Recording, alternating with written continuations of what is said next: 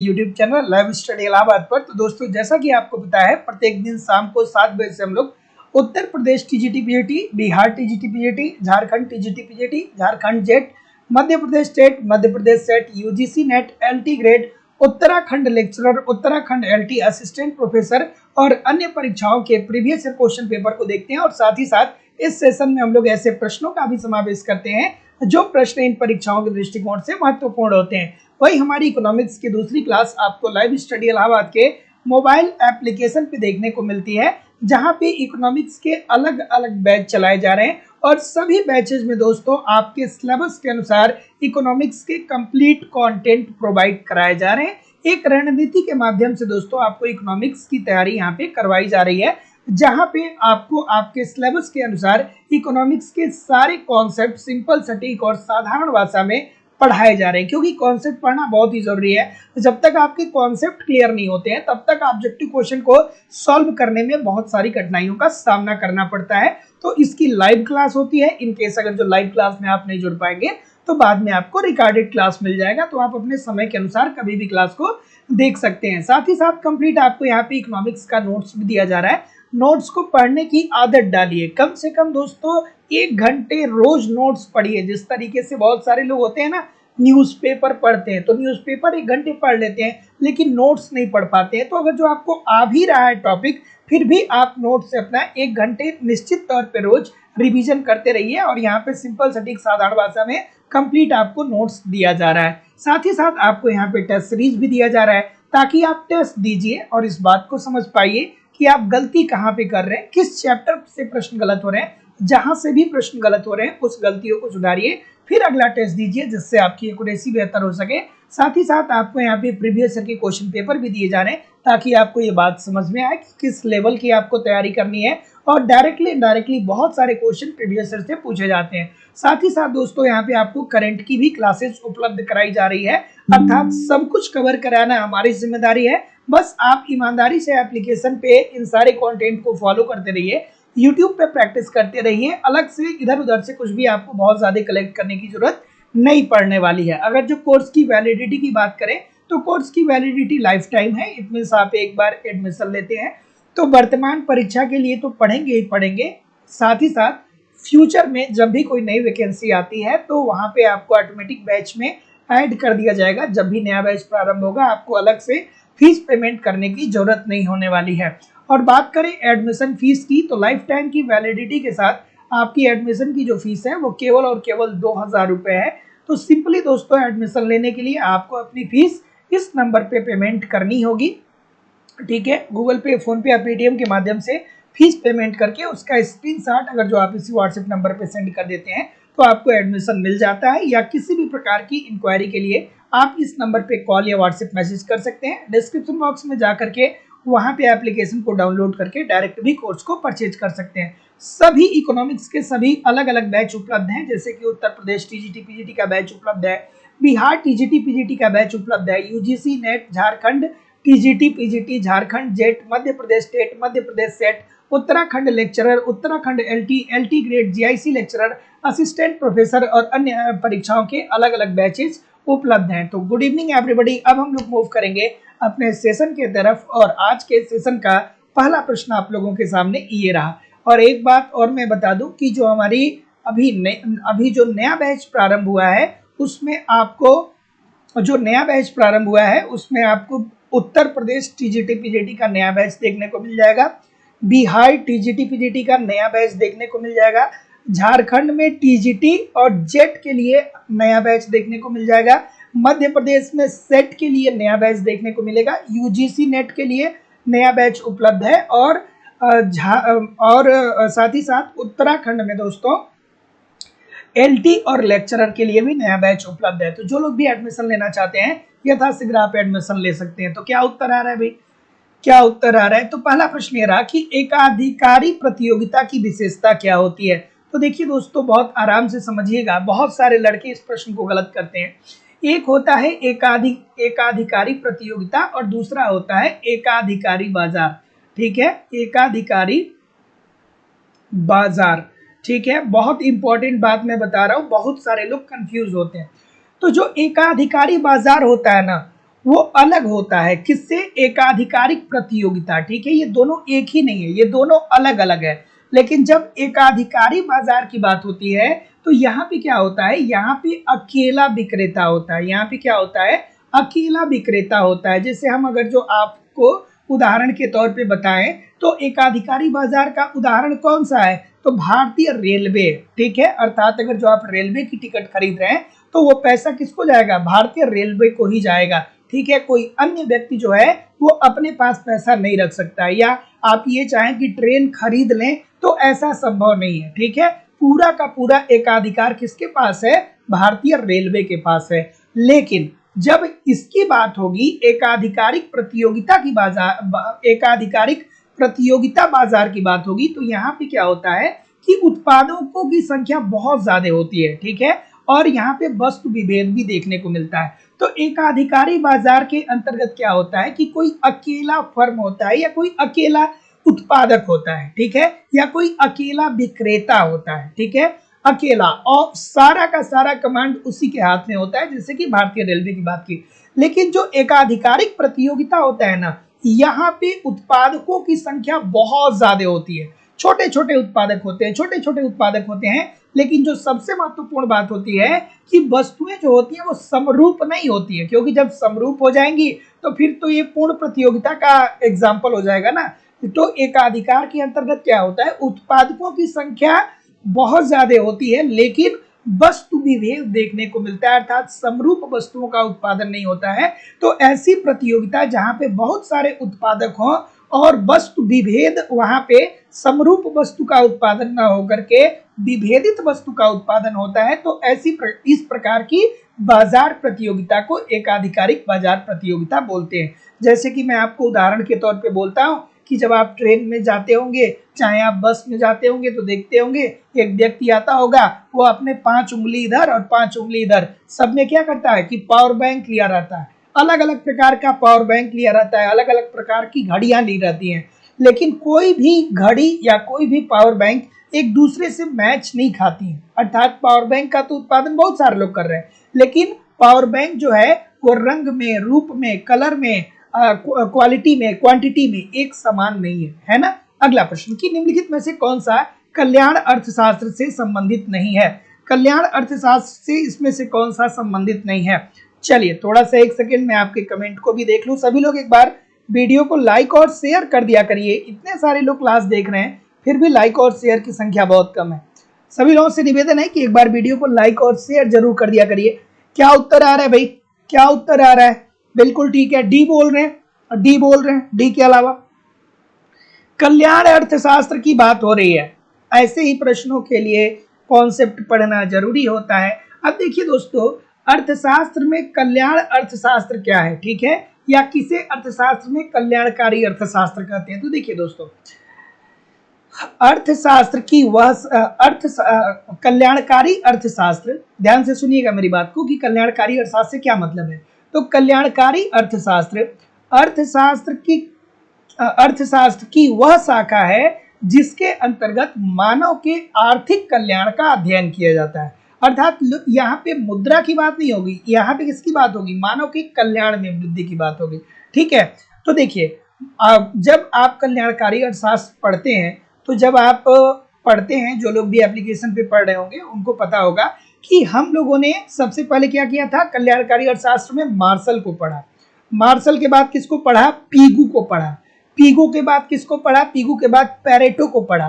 Pareto के बाद किसको पढ़ा? सीटोवास्की को पढ़ा। उसके बाद काल्डार को पढ़ा, हिग्स को पढ़ा। लेकिन कहीं भी हम लोगों ने दोस्तों डेवी साहब को नहीं पढ़ा। तो जितने लोग भी ऑप्शन नंबर सी बोलेंगे सभी लोग का उत्तर यहाँ पे बिल्कुल ठीक हो जाएगा। तो कल्याणकारी अर्थशास्त्र की वह शाखा है जिसके अंतर्गत मानव कल्याण का अध्ययन किया जाता है, और डेवी साहब ने कल्याणकारी अर्थशास्त्र के अंतर्गत कोई भी थियरी नहीं दी थी। तो जितने लोग भी क्या बोल रहे हैं? सी बोल रहे हैं, ठीक बोल रहे हैं। अगला कि मूल्य विभेद तब लाभदायक होता है जब दोनों बाजारों में मांग की मूल्य लोच हो। अब मूल्य विभेद का मतलब क्या होता है आप सभी लोग को पता ही होना चाहिए।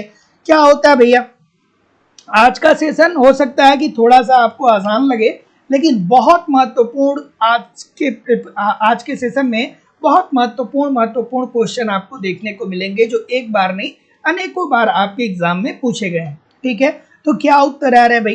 देखिए, मूल्य विभेद का मतलब क्या होता है ना कि एक ही उत्पादन लागत की वस्तु, जैसे कोई एक वस्तु है जिसकी उत्पादन लागत मान लीजिए कि 10 रुपया है। मान लीजिए कि हम ये मान ले रहे हैं कि एक पेन है, ठीक है, आप पेन का उत्पादन कर रहे हैं, ठीक है। तो एक पेन का उत्पादन आप कर रहे हैं और पेन की उत्पादन करने में आपकी जो लागत आ रही है वो कितने की आ रही है? 10 रुपए की आपकी लागत आ रही है, ठीक है। तो आप ये देखते हैं कि चूंकि उत्तर प्रदेश और बिहार में पढ़ने वाले बच्चों की संख्या ज्यादा है, तो यूपी और बिहार में तो हम क्या करेंगे कि पेन को 12 रुपया प्रति रुपए के हिसाब से बेचेंगे, ठीक है। लेकिन आप देखते हैं कि मुंबई में या अन्य शहरों में वहां पे लोगों के पास पैसा ज्यादा है, तो उनके लिए आप स्टाइलिश पेन बनाएंगे या उनके लिए आप क्या करेंगे कि उनको यही पेन जो है वो आप 15 रुपए में बेच दें, ठीक है। या किसी अन्य राज्य में, मध्य प्रदेश में उसे आप 13 रुपए में बेच दें। तो एक ही उत्पादन किसी वस्तु की अगर जो उत्पादन लागत एक है और अलग अलग जगहों पे अर्थात अलग अलग बाजारों में अलग अलग कीमतों पर उस वस्तु को बेचना ही मूल्य विभेद कहलाता है। और ये कब संभव होता है? ये तब संभव होता है जब अर्थव्यवस्था में मांग की मूल्य लोच क्या हो? अलग अलग हो। मांग की मूल्य लोच क्या हो? अलग अलग हो। तो जितने लोग भी बी बोल रहे हैं सभी लोग का उत्तर यहाँ पे एब्सोल्युटली 100% ठीक होने वाला है, ठीक है।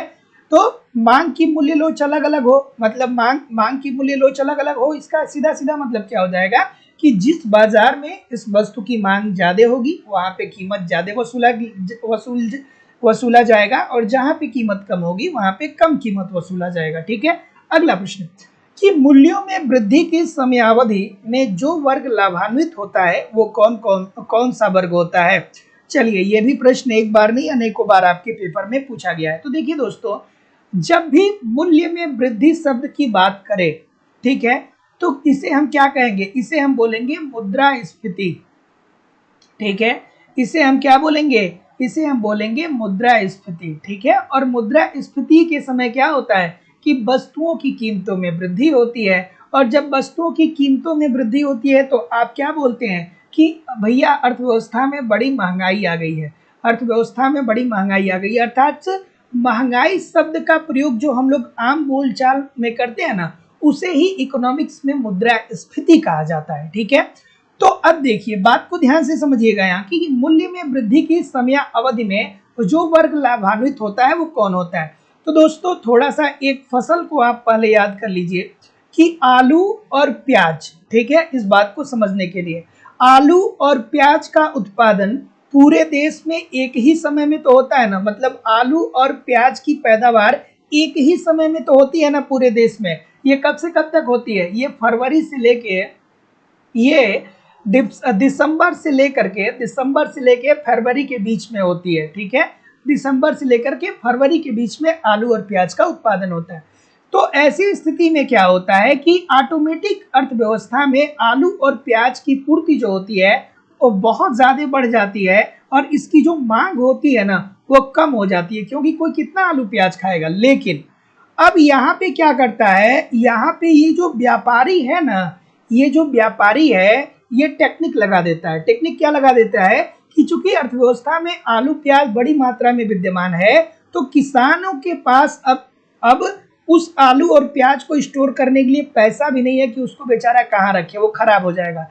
तो ये जो व्यापारी होते हैं ना वो किसानों से फसलों के सीजन में मान लीजिए कि 10 रुपया पर केजी के हिसाब से 10 रुपया पर केजी के हिसाब से किसान से ये क्या कर रहा है, 20 क्विंटल आलू खरीद ले रहा है। और ये ठीक इंतजार कर रहा है कितने महीने का? 6 महीने का इंतजार कर रहा है। और ये जो आलू खरीद रहा है व्यापारी ना उसे कोल्ड स्टोरेज में रख दे रहा है और 6 महीने इंतजार व्यापारी कर रहा है और ये देख रहा है कि कब आलू और प्याज की मांग बढ़े और इसकी पूर्ति कम हो, क्योंकि साल में एक ही बार तो इसका उत्पादन होता है। तो कब इसकी मांग बढ़े और कब इसकी पूर्ति कम हो तो हम अपना प्याज क्या करेंगे, हम अपना आलू प्याज क्या करेंगे, मार्केट में लेकर के आएंगे। तो ऐसी स्थिति में जाहिर सी बात है कि जब कीमतें बढ़ जाएंगी तो जो आलू और प्याज वो 10 रुपया में खरीदा है वो अब मार्केट में वो 80 रुपया पर केजी के हिसाब से बेचेगा। इसमें इट मीन्स कि किसको लाभ हो रहा है? व्यापारी को लाभ हो रहा है। और यही कारण होता है दोस्तों, यही कारण होता है कि आप देखते हैं कि जब प्याज की कीमत 80 रुपया पर केजी हो जाती है या 100 रुपया पर केजी हो जाती है, तो जो सरकार होती है वो ब्यूरोक्रेट से कहती है कि भैया आप अलग अलग जगहों पे छापा मारिए, ठीक है, जो लोग जमाखोरी किए हैं उनको क्या करिए, उनको अरेस्ट करिए, उनको गिरफ्तार करिए। चलिए भाई बताइए, प्रीति सिंह जी, शिवानी श्रीवास्तव जी, सतीश कुमार गुप्ता जी बिल्कुल ठीक है, सुंदरी कुमारी जी, वर्मा जी, अर्चना कुमारी जी, दुर्गा देवी जी बिल्कुल ठीक है, अक्षय गौरी जी, मोहम्मद साहिद नूरी जी, नीलम कुमारी जी, ज्योति चौरसिया जी, अमरेश यादव जी, कृष्ण कुमार जी, प्रीति सिंह जी, सभी लोगों से निवेदन है कि वीडियो को लाइक और शेयर कर दिया करिए। इतने सारे लोग क्लास देख रहे हैं फिर भी लाइक और शेयर की संख्या बहुत कम है। तो क्या उत्तर आ रहा है भैया? तो इजी सी बात है, एक ऐसी वस्तु जिसके लिए आय प्रभाव धनात्मक होता है वो कहलाता है सामान्य वस्तु, ठीक है।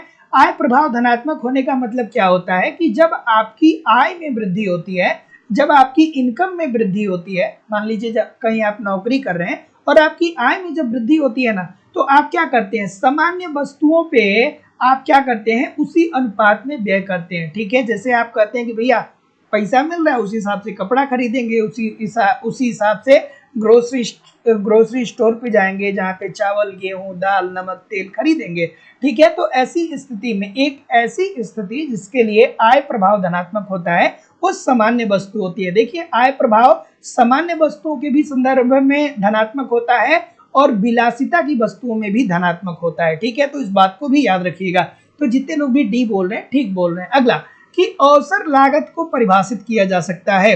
अवसर लागत को कैसे परिभाषित किया जा सकता है? सभी लोग लाइक और शेयर कर दीजिए। इतने सारे लोग क्लास देख रहे हैं फिर भी लाइक और शेयर की संख्या बहुत कम है। अवसर लागत की बात किस अर्थशास्त्री ने किया था? कमेंट करके बताइए। अवसर लागत की बात किस अर्थशास्त्री ने किया था? कमेंट करके सभी लोग बताइए। देखिए भैया, बहुत इजी सी बात है, बच्चों वाली बात है, एक लाइन में मैं बता रहा हूं, फिर आपको कभी नहीं भूलेगा। जब अवसर लागत सिद्धांत की बात हो ना, तो आपको कोविड का समय याद आ जाना चाहिए, ठीक है।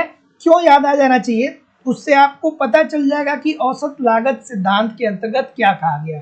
तो अवसर लागत सिद्धांत के अंतर्गत ये कहा गया था कि मान लीजिए कि कोई कंपनी है, ठीक है, जिसे हम और आप कंपनी कहते हैं, इसे इकोनॉमिक्स में क्या कहा जाता है? फर्म कहा जाता है, ठीक है। और उद्योग क्या होता है? उद्योग जो होता है वो फर्मों का समूह ही तो होता है ना, फर्म का समूह ही तो उद्योग होता है ना।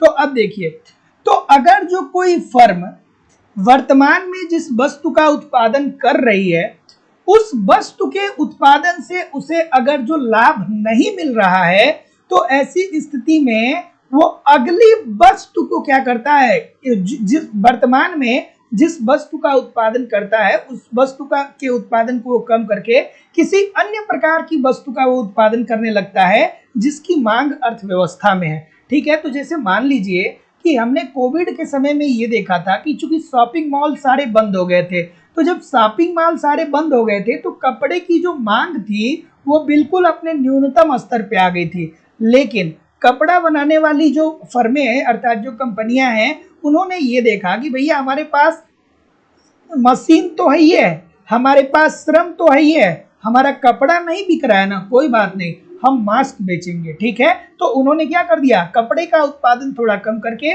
मास्क का उत्पादन उन्होंने प्रारंभ कर दिया था। तो ऐसी स्थिति में जितने लोग भी डी बोल रहे हैं कि अवसर लागत को परिभाषित किया जाता है अगले सर्वोत्तम विकल्प के त्याग के रूप में, अर्थात वर्तमान समय में जो आप उत्पादन कर रहे हैं उससे आपको अगर जो बहुत लाभ नहीं मिल रहा है, तो आप इसी टेक्नोलॉजी के माध्यम से किसी ऐसी प्रकार की वस्तुओं का उत्पादन करने लगते हैं जिसकी मांग अर्थव्यवस्था में मौजूद होती है। चलिए, क्या उत्तर होगा भाई?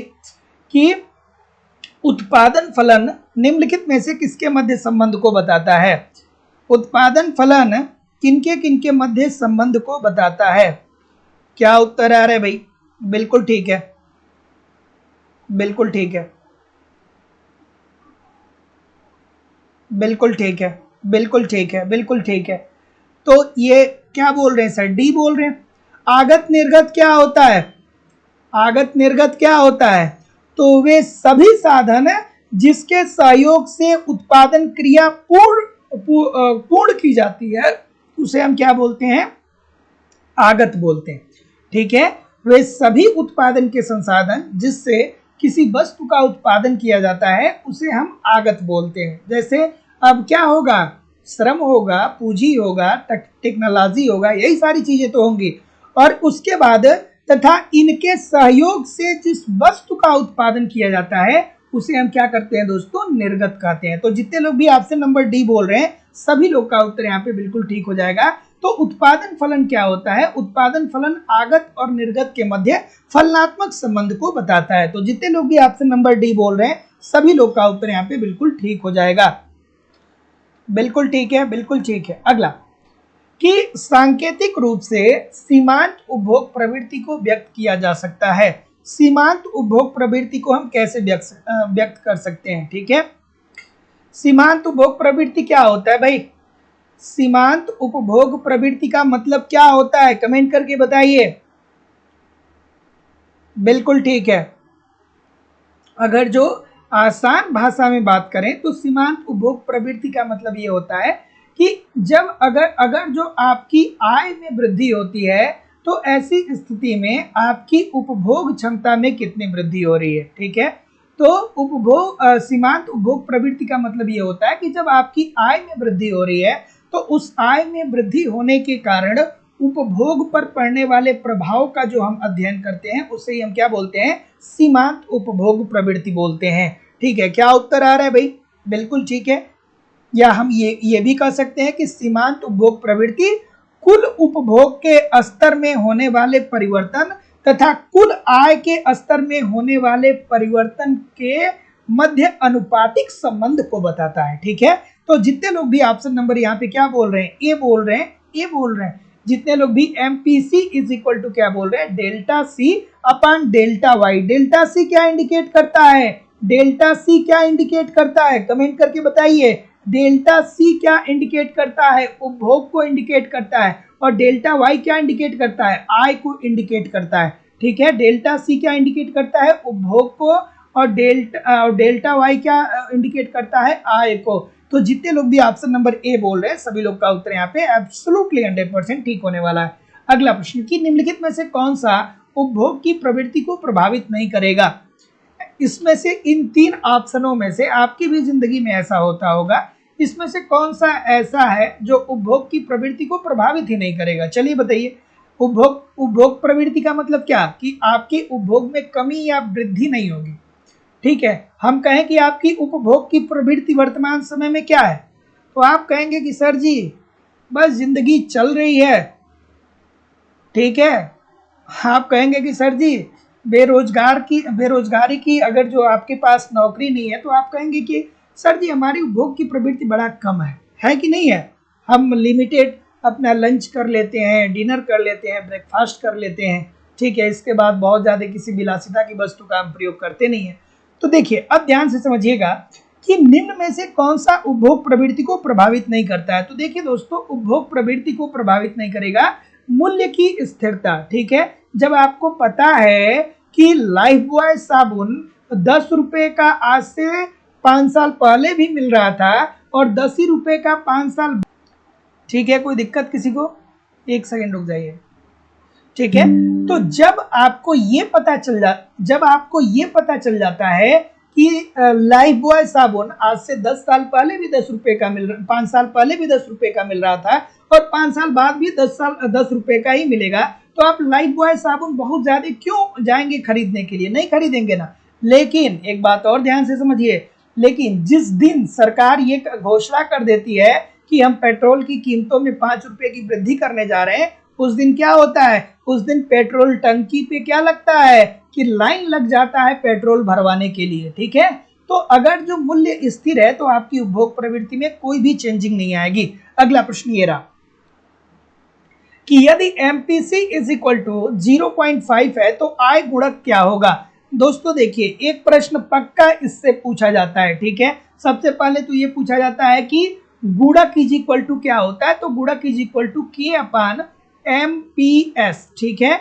और दूसरा इसे लिख सकते हैं के is equal to 1/1 minus MPC. MPS क्या है? कमेंट करके सभी लोग बताइए। जो मैं पूछ रहा हूं बताया करिए, बहुत सारे लोग कमेंट नहीं कर रहे हैं। एमपीएस का फुल फॉर्म क्या है? सभी लोग कमेंट करके बताइए। और गुणक की अवधारणा, देखिए दो बात और याद रखिएगा कि गुणक की अवधारणा जो है वो सर्वप्रथम किसने दिया था? सर्वप्रथम गुणक की अवधारणा जो दिया था वो किसने दिया था? वो रोजगार गुणक के रूप में, रोजगार गुणक के रूप में किसने दिया था? आरएफ कोहन के द्वारा दिया गया था, आरएफ कोहन के द्वारा। और गुणक की अवधारणा को विकसित किसने किया था? तो विकसित करने का श्रेय जाता है निवेश गुणक के रूप में, निवेश गुणक के रूप में किसको जाता है सर? वो जाता है आपके, किसको जाता है? किन्स साहब को जाता है, ठीक है। किसको जाता है? किन्स को जाता है, ठीक है। चलिए बता दीजिए भाई। बिल्कुल ठीक है, बिल्कुल ठीक है। ए बोल रहे हैं सभी लोग, तो जितने लोग भी ए बोल रहे हैं क्या ठीक बोल रहे हैं? जितने लोग भी ए बोल रहे हैं क्या सभी लोग ठीक बोल रहे हैं? तो देखिए दोस्तों, यहाँ पे एमपीसी का मान दिया ही गया है, तो एमपीसी का मान क्या है? 0.5%, ठीक है। तो अच्छा, अर्थात हमको इस फॉर्म एमपीसी होता है, सॉरी एमपीएस नहीं, एमपीसी, सॉरी, ठीक है। तो के अब पुट कर दीजिए, तो 1/1 माइनस 0.5, ठीक है। उसके बाद जब आप इसको सॉल्व कर लेंगे तो ये क्या हो जाएगा? ऊपर 1/0.5, एक में से 0.5 घटेगा तो 0.5 बच जाएगा। तो ऐसी स्थिति में दोस्तों यहाँ पे हम क्या करेंगे कि दशमलव को हटाएंगे तो ऊपर 0 बढ़ा लेंगे। तो ऐसी स्थिति में क्या हो जाएगा? 10 5 दूना 10। तो जितने लोग भी ऑप्शन नंबर क्या बोलेंगे? ए बोलेंगे। सभी लोग का उत्तर यहाँ पे बिल्कुल ठीक हो जाएगा। और गुणक होता क्या है भैया? जब निर्यातों में वृद्धि होती है तो उससे राष्ट्रीय आय में कई गुना वृद्धि आ जाती है। अर्थात जितना निर्यात बढ़ता है उससे कई गुना ज्यादा क्या होता है कि राष्ट्रीय आय में वृद्धि आ जाती है। गुणक की अवधारणा यही बताता है। अगला प्रश्न आपके सामने ये रहा कि जेके मेहता के अनुसार अन्य बातें समान रहने पर राष्ट्रीय आय अधिकतम होती है जबकि। और दोस्तों जितने लोग भी क्लासेस बुक कर रहे हैं, एक बात समझ लीजिए कि अब परीक्षाएं आपकी, अब वो दिन आने वाला है जब परीक्षा की तिथि घोषित कर दी जाए, ठीक है। इस बात को ध्यान से समझिएगा, है ना। तो बहुत मेहनत से तैयारी करिए। कहीं ऐसा ना हो कि आप 6 महीने, साल भर, 2 साल, 5 साल से लगे हैं और इस समय लापरवाही बरत देंगे तो सारी चीजें क्या हो जाएंगी? गड़बड़ हो जाएंगी, है ना। इस समय लापरवाही बिल्कुल नहीं बरतनी है। एक एक क्वेश्चन अटेम्प्ट करना है, एक एक कॉन्सेप्ट एप्लीकेशन पे देखना है, एक एक टेस्ट सीरीज आपको वहां पे अटेम्प्ट करना है। सब कुछ जितना भी कंटेंट मेरे द्वारा दिया जा रहा है बस आप ईमानदारी से फॉलो करते रहिए। जो लोग पिछली परीक्षाओं को दे के आए हैं वो लोग भी बताते थे, और आप भी जब परीक्षा दे के आएंगे तो आप भी बताएंगे कि सर आपने इतना कराया कि मैक्सिमम चीजें जो थी वो आपकी क्लास से ही मिल गई, इतना मिल गया कि सिलेक्शन यहीं से हो जाएगा। क्यों? क्योंकि हम लोग रोज क्लास करते हैं। कोई सुपर ट्रिक मैं आपको नहीं बताता हूँ, ऐसा नहीं कि मैं कोई सुपर ट्रिक बताता हूँ। बस ये है कि हम लोग रोज पढ़ते हैं, थोड़ा थोड़ा रोज कुछ ना कुछ पढ़ते रहते हैं, रोज पढ़ते रहते हैं, आपके सिलेबस के अनुसार आगे बढ़ते रहते हैं, प्रैक्टिस करते रहते हैं। तो जब आप इतना कंसिस्टेंस होके लगातार मेहनत करेंगे तो निश्चित तौर पे परिणाम आने के संभावना जो होंगे वो क्या होंगे? अच्छे ही होंगे। चलिए क्या उत्तर होगा भाई? कि जेके मेहता के अनुसार अन्य बातें समान रहने पर राष्ट्रीय आय अधिकतम कब होती है? तो जितने लोग भी ऑप्शन नंबर क्या बोले? सी बोले कि उत्पत्ति के समस्त उपलब्ध साधनों का दक्षता पूर्वक हम लोग क्या किया जाए? उपलब्ध उत्पत्ति के समस्त उपलब्ध संसाधनों का दक्षता पूर्वक उपयोग किया जाए। तो देखिए दोस्तों, जेके मेहता साहब का ये कहना था ना कि आप ये मत देखिए कि आपकी अर्थव्यवस्था कितने ट्रिलियन की हो गई, 3 ट्रिलियन की हो गई कि 5 ट्रिलियन की हो गई। आप ये मत देखिए कि आपकी राष्ट्रीय आय में कितनी तेजी से वृद्धि हो रहा है, प्रति व्यक्ति आय में कितनी तेजी से वृद्धि हो रहा है। आप इस बात को देखिए कि आपके पास जो संसाधन है, जो प्राकृतिक और भौतिक संसाधन है, इन संसाधनों का प्रयोग करके हम अपनी उत्पादकता को अधिकतम कर पाए। अर्थात जो भी आपके पास संसाधन है, इन संसाधनों का आप दक्षता पूर्वक प्रयोग करिए। अगर जो आप ऐसा कर लेते हैं तो आपकी देश की राष्ट्रीय आय क्या हो जाएगी? अधिकतम ऑलरेडी हो जाएगी, ठीक है। तो जितने लोग भी ऑप्शन नंबर सी बोल रहे हैं ठीक बोल रहे हैं। क्या उत्तर? हाँ ठीक है। क्या भाई क्या हुआ? बहुत सारे लोग बात कर रहे हैं। बिल्कुल ठीक है, बिल्कुल ठीक है। क्या उत्तर आ रहा है भाई? चलिए क्या उत्तर आ रहा है? बिल्कुल ठीक है। चलिए कि वास्तविक राष्ट्रीय आय में वृद्धि कब होगी? ये तो बच्चों वाली बात है, ये तो इकोनॉमिक्स है ही नहीं। मतलब है, ऐसा नहीं है कि नहीं है, लेकिन ये तो छोटी सी बात हो गई ना, बच्चों वाली बात हो गई। कोई आपसे ये पूछ दे कि ये बताइए कि वास्तविक रूप से हमारे देश की राष्ट्रीय आय कब बढ़ेगी, तो आप क्या कहेंगे कि राष्ट्रीय आय बढ़ने का सबसे बड़ा रिस्पॉन्सिबल कौन होता है? तो आप कहेंगे कि देखिए सर जी, अगर जो हमारे देश के उत्पादन में वृद्धि हो रहा है ना, तो हम ये कहेंगे कि राष्ट्रीय आय बढ़ रही है। ठीक है, क्योंकि राष्ट्रीय आय क्या होती है? किसी एक वित्तीय वर्ष में उस देश में उत्पादित अंतिम वस्तुओं और सेवाओं के कुल मौद्रिक मूल्य को ही उस देश की राष्ट्रीय आय बोलते हैं। अर्थात अर्थव्यवस्था में जितनी भी वस्तुएं या जितनी भी सेवाएं हैं, इनको मुद्रा रूपी पैमाने में मापा जाता है और इन्हीं के कुल मौद्रिक मूल्य से ही क्या किया जाता है? देश की राष्ट्रीय आय को ज्ञात किया जाता है। तो हमारे देश की राष्ट्रीय आय कब बढ़ेगी? तो आसान बात है भैया कि सर जी, अगर जो देश में उत्पादन बढ़ेगा तो हमारे देश की राष्ट्रीय आय बढ़ेगी। उत्पादन कब बढ़ेगा? उत्पादन तब बढ़ेगा जब अर्थव्यवस्था में एक तरफ मांग भी बढ़ेगी और दूसरी तरफ पूर्ति भी बढ़ेगी। तो जितने लोग भी ऑप्शन नंबर क्या बोल रहे हैं? डी बोल रहे हैं, ठीक बोल रहे हैं, है ना? बिल्कुल ठीक है, जितने लोग भी डी बोल रहे हैं ठीक बोल रहे हैं। ऑप्शन नंबर डी बिल्कुल सही है। अगला, रेडक्लिफ रिपोर्ट संबंधित है। रेडक्लिफ रिपोर्ट किससे संबंधित है भाई? है कि नहीं है? लाइक शेयर जो लोग भी नहीं किए हैं, क्यों नहीं लाइक शेयर किए हैं? सभी लोगों से निवेदन है कि आप वीडियो को लाइक कर दीजिए, शेयर कर दीजिए।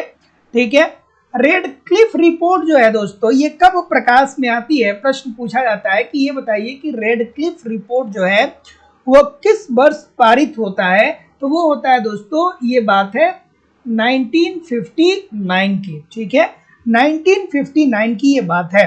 ठीक है, बिल्कुल ठीक है, बिल्कुल ठीक है, बिल्कुल ठीक है, बिल्कुल ठीक है, बिल्कुल ठीक है, बिल्कुल ठीक है। तो जितने लोग भी ऑप्शन नंबर यहाँ पे क्या बोल रहे हैं? जितने लोग भी ऑप्शन नंबर सी बोल रहे हैं कि मौद्रिक प्रणाली की क्रियाशीलता पर आधारित है, सभी लोग का उत्तर यहाँ पे बिल्कुल ठीक है।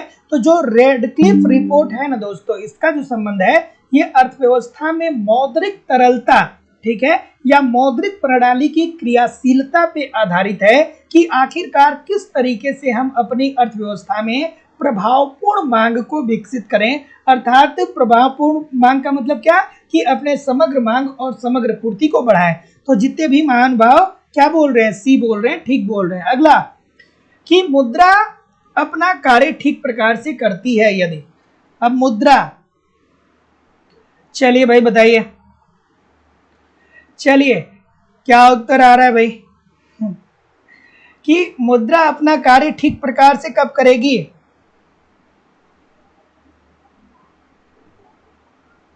चलिए, कि मुद्रा अपना कार्य ठीक प्रकार से करती है, कब करती है भाई?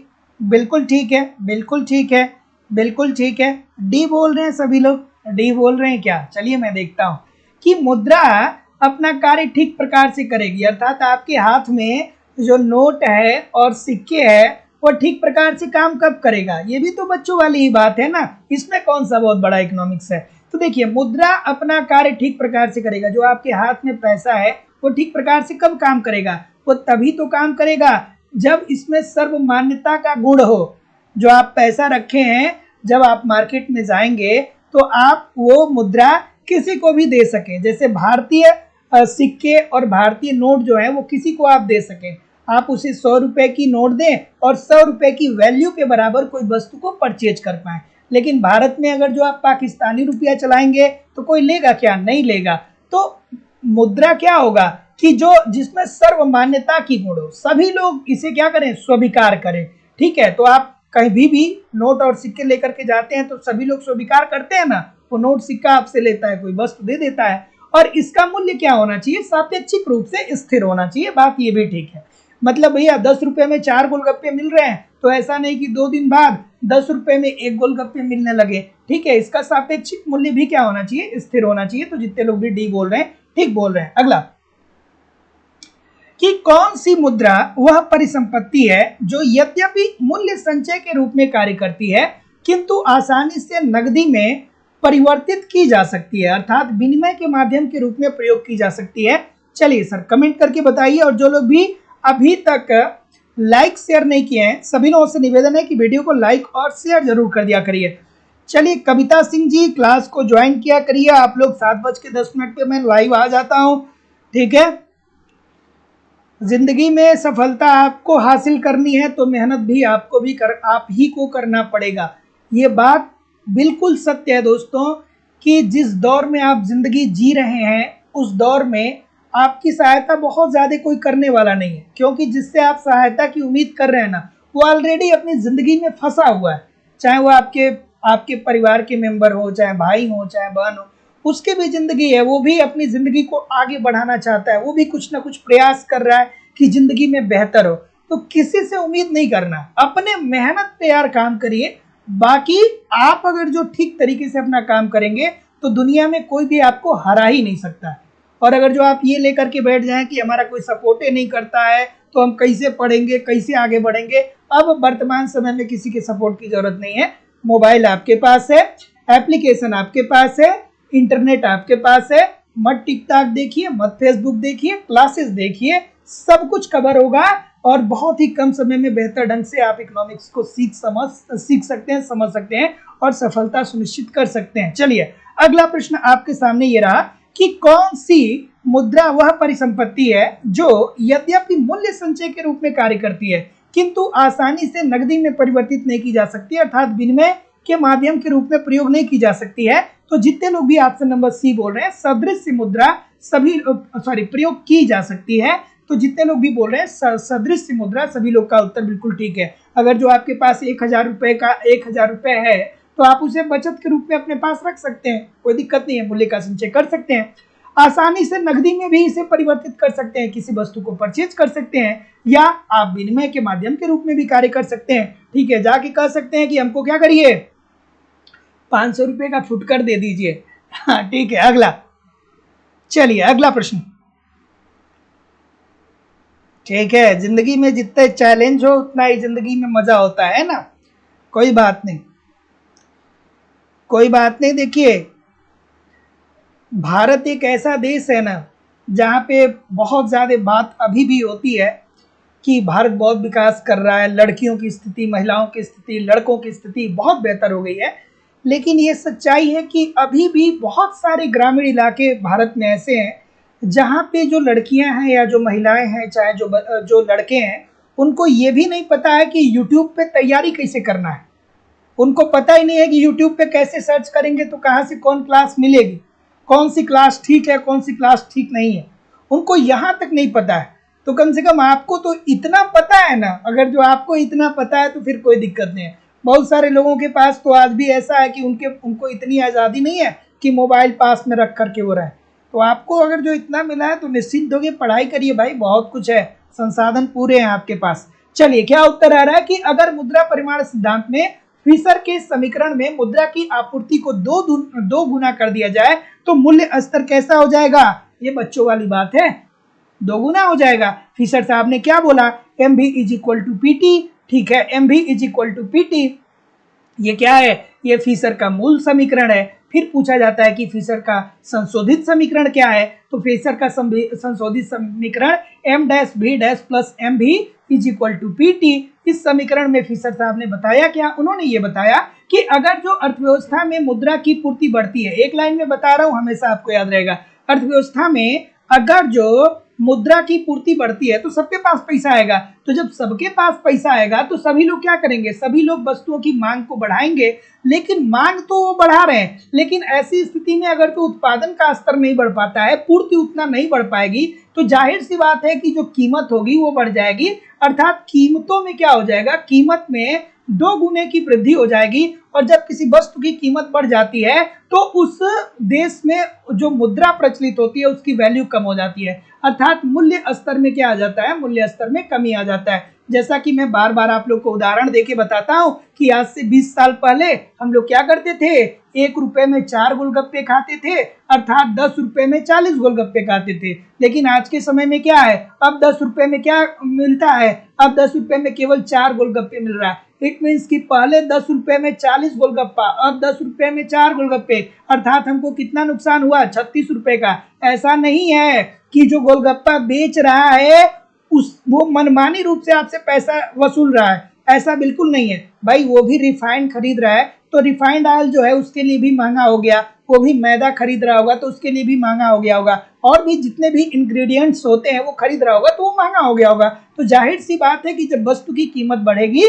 तो पैसे की जो वैल्यू है, मुद्रा की जो वैल्यू है वो कम होती चली जाएगी। तो जितने लोग भी बी बोल रहे हैं सभी लोग का उत्तर यहाँ पे बिल्कुल ठीक हो जाता है। अगला प्रश्न कि हाँ, एक इसमें पता है, एक मैं आपको बता देता हूं, इसमें एक एरर दिया गया है, ठीक है। मैं कई जगह परीक्षाओं में देखा हूं, एक एरर दिया गया है कि जब 2 गुना किया जाए तो ऑप्शन में दे देता है 4 गुना, ठीक है। तो वो एक एरर का प्रश्न है, ठीक है।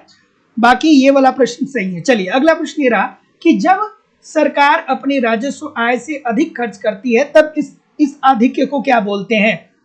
One of the most confusion create करने वाला ये प्रश्न है, ये कंफ्यूजन क्रिएट करने वाला प्रश्न है। यहां तो डी सभी लोग कर लेंगे, लेकिन फिर भी एग्जामिनेशन हॉल में कंफ्यूजन क्रिएट कर सकता है, ठीक है सर, ठीक है, ठीक है, ठीक है।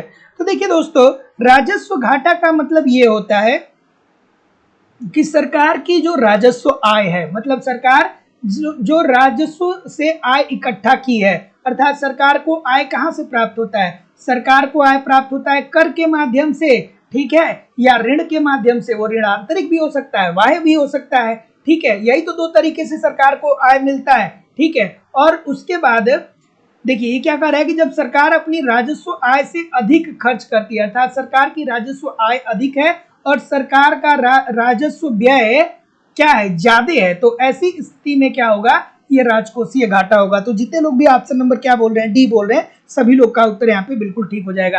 अर्थात राजस्व घाटा इज इक्वल टू क्या होगा, राजस्व व्यय माइनस राजस्व प्राप्तियां, व्यय राजस्व व्यय माइनस राजस्व प्राप्तियां, ठीक है। अर्थात जितना हमने व्यय किया और जितना हमने पाया उसी के बीच का अंतर जो होगा वो राजस्व घाटा होगा। तो जितने लोग भी ऑप्शन नंबर डी बोलेंगे सभी लोग का उत्तर यहाँ पे बिल्कुल ठीक हो जाएगा। अगला कि कर कीमत में जुड़ जाता है, जब कर किस स्थिति में कीमत में जुड़ जाएगा। वन ऑफ द मतलब बहुत महत्वपूर्ण प्रश्न है, बार बार पूछा जाता है। 2 कॉन्सेप्ट यहाँ पे बनते हैं, मैं आपको बताऊंगा।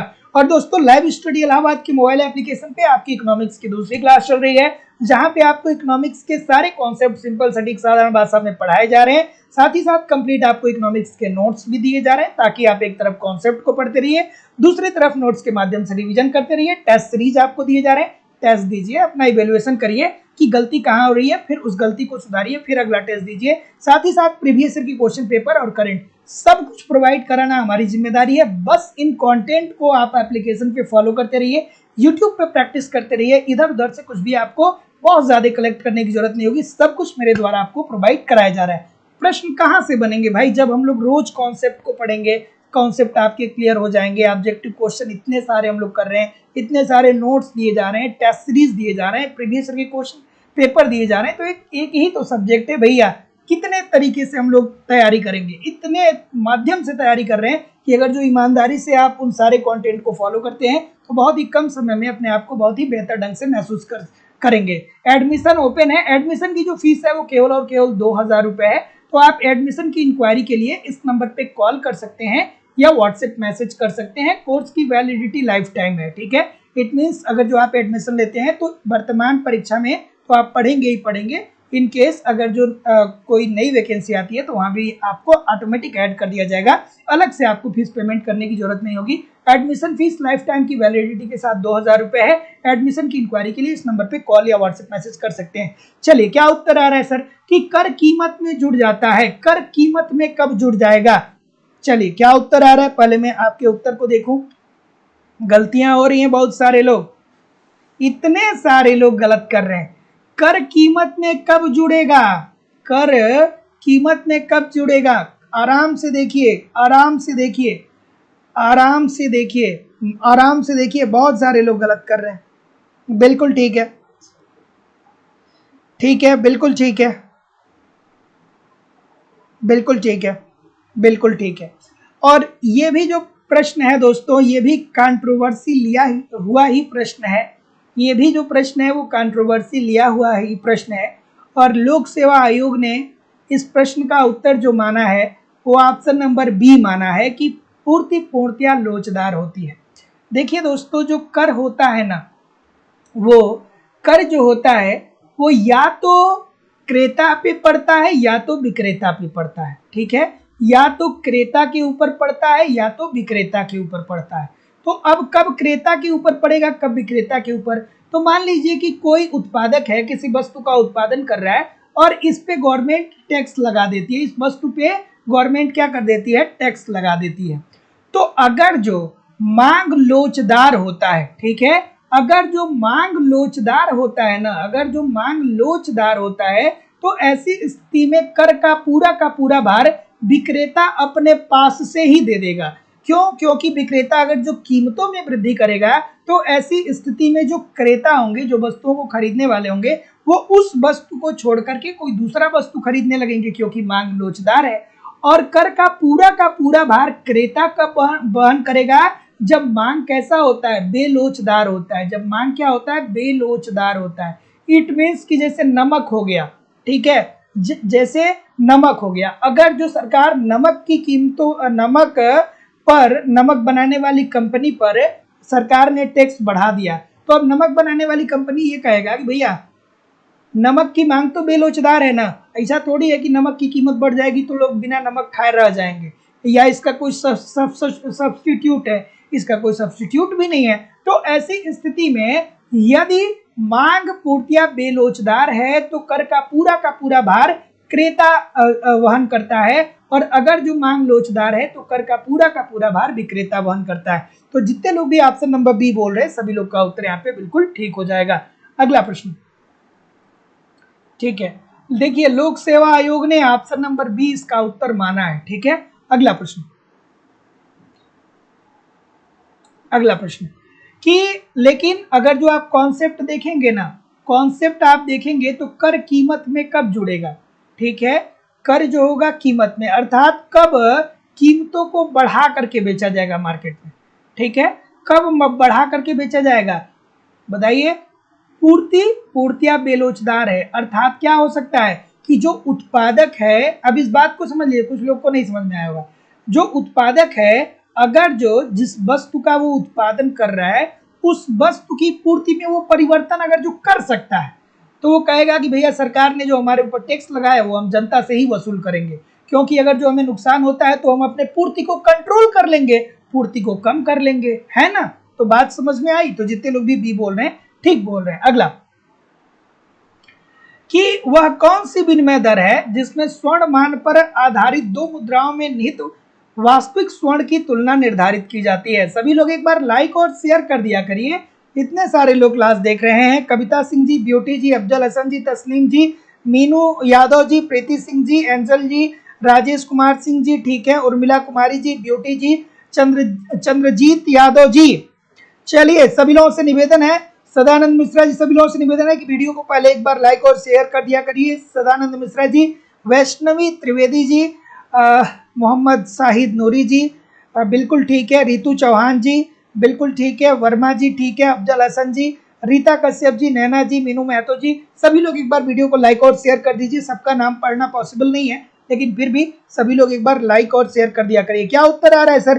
तो जितने लोग भी ऑप्शन नंबर बी क्या बोल रहे हैं, बी बोल रहे हैं, सभी लोग का उत्तर बिल्कुल ठीक है। अब ऐसे प्रश्नों के लिए ही आपको कॉन्सेप्ट पढ़ना पड़ता है, कॉन्सेप्ट पढ़ना पड़ता है। तो देखिए वह कौन सी विनिमय दर है जिसमें स्वर्णमान पर आधारित दो मुद्राओं में निहित वास्तविक स्वर्ण की तुलना आधारित की जाती है, तो ये स्वर्ण अधिमान मान होता है। तो जितने लोग भी बी बोल रहे हैं सभी लोग का उत्तर यहाँ पे सब बिल्कुल 100% ठीक हो जाएगा। अगला प्रश्न, अब ऐसे प्रश्नों को देखिए एक दो लाइन में डिस्क्राइब नहीं किया जा सकता है, जो प्रश्न डिस्क्राइब करने लायक होते हैं उसको मैं डिस्क्राइब कर देता हूँ। जैसे ये प्रश्न है, ये बहुत आसान सा प्रश्न है, लेकिन बहुत सारे लोग ऐसे होंगे ना जो इसको रट्टा मार के बैठे होंगे कि अगर जो हेक्सारोलिन आ रहे हैं तो हम क्या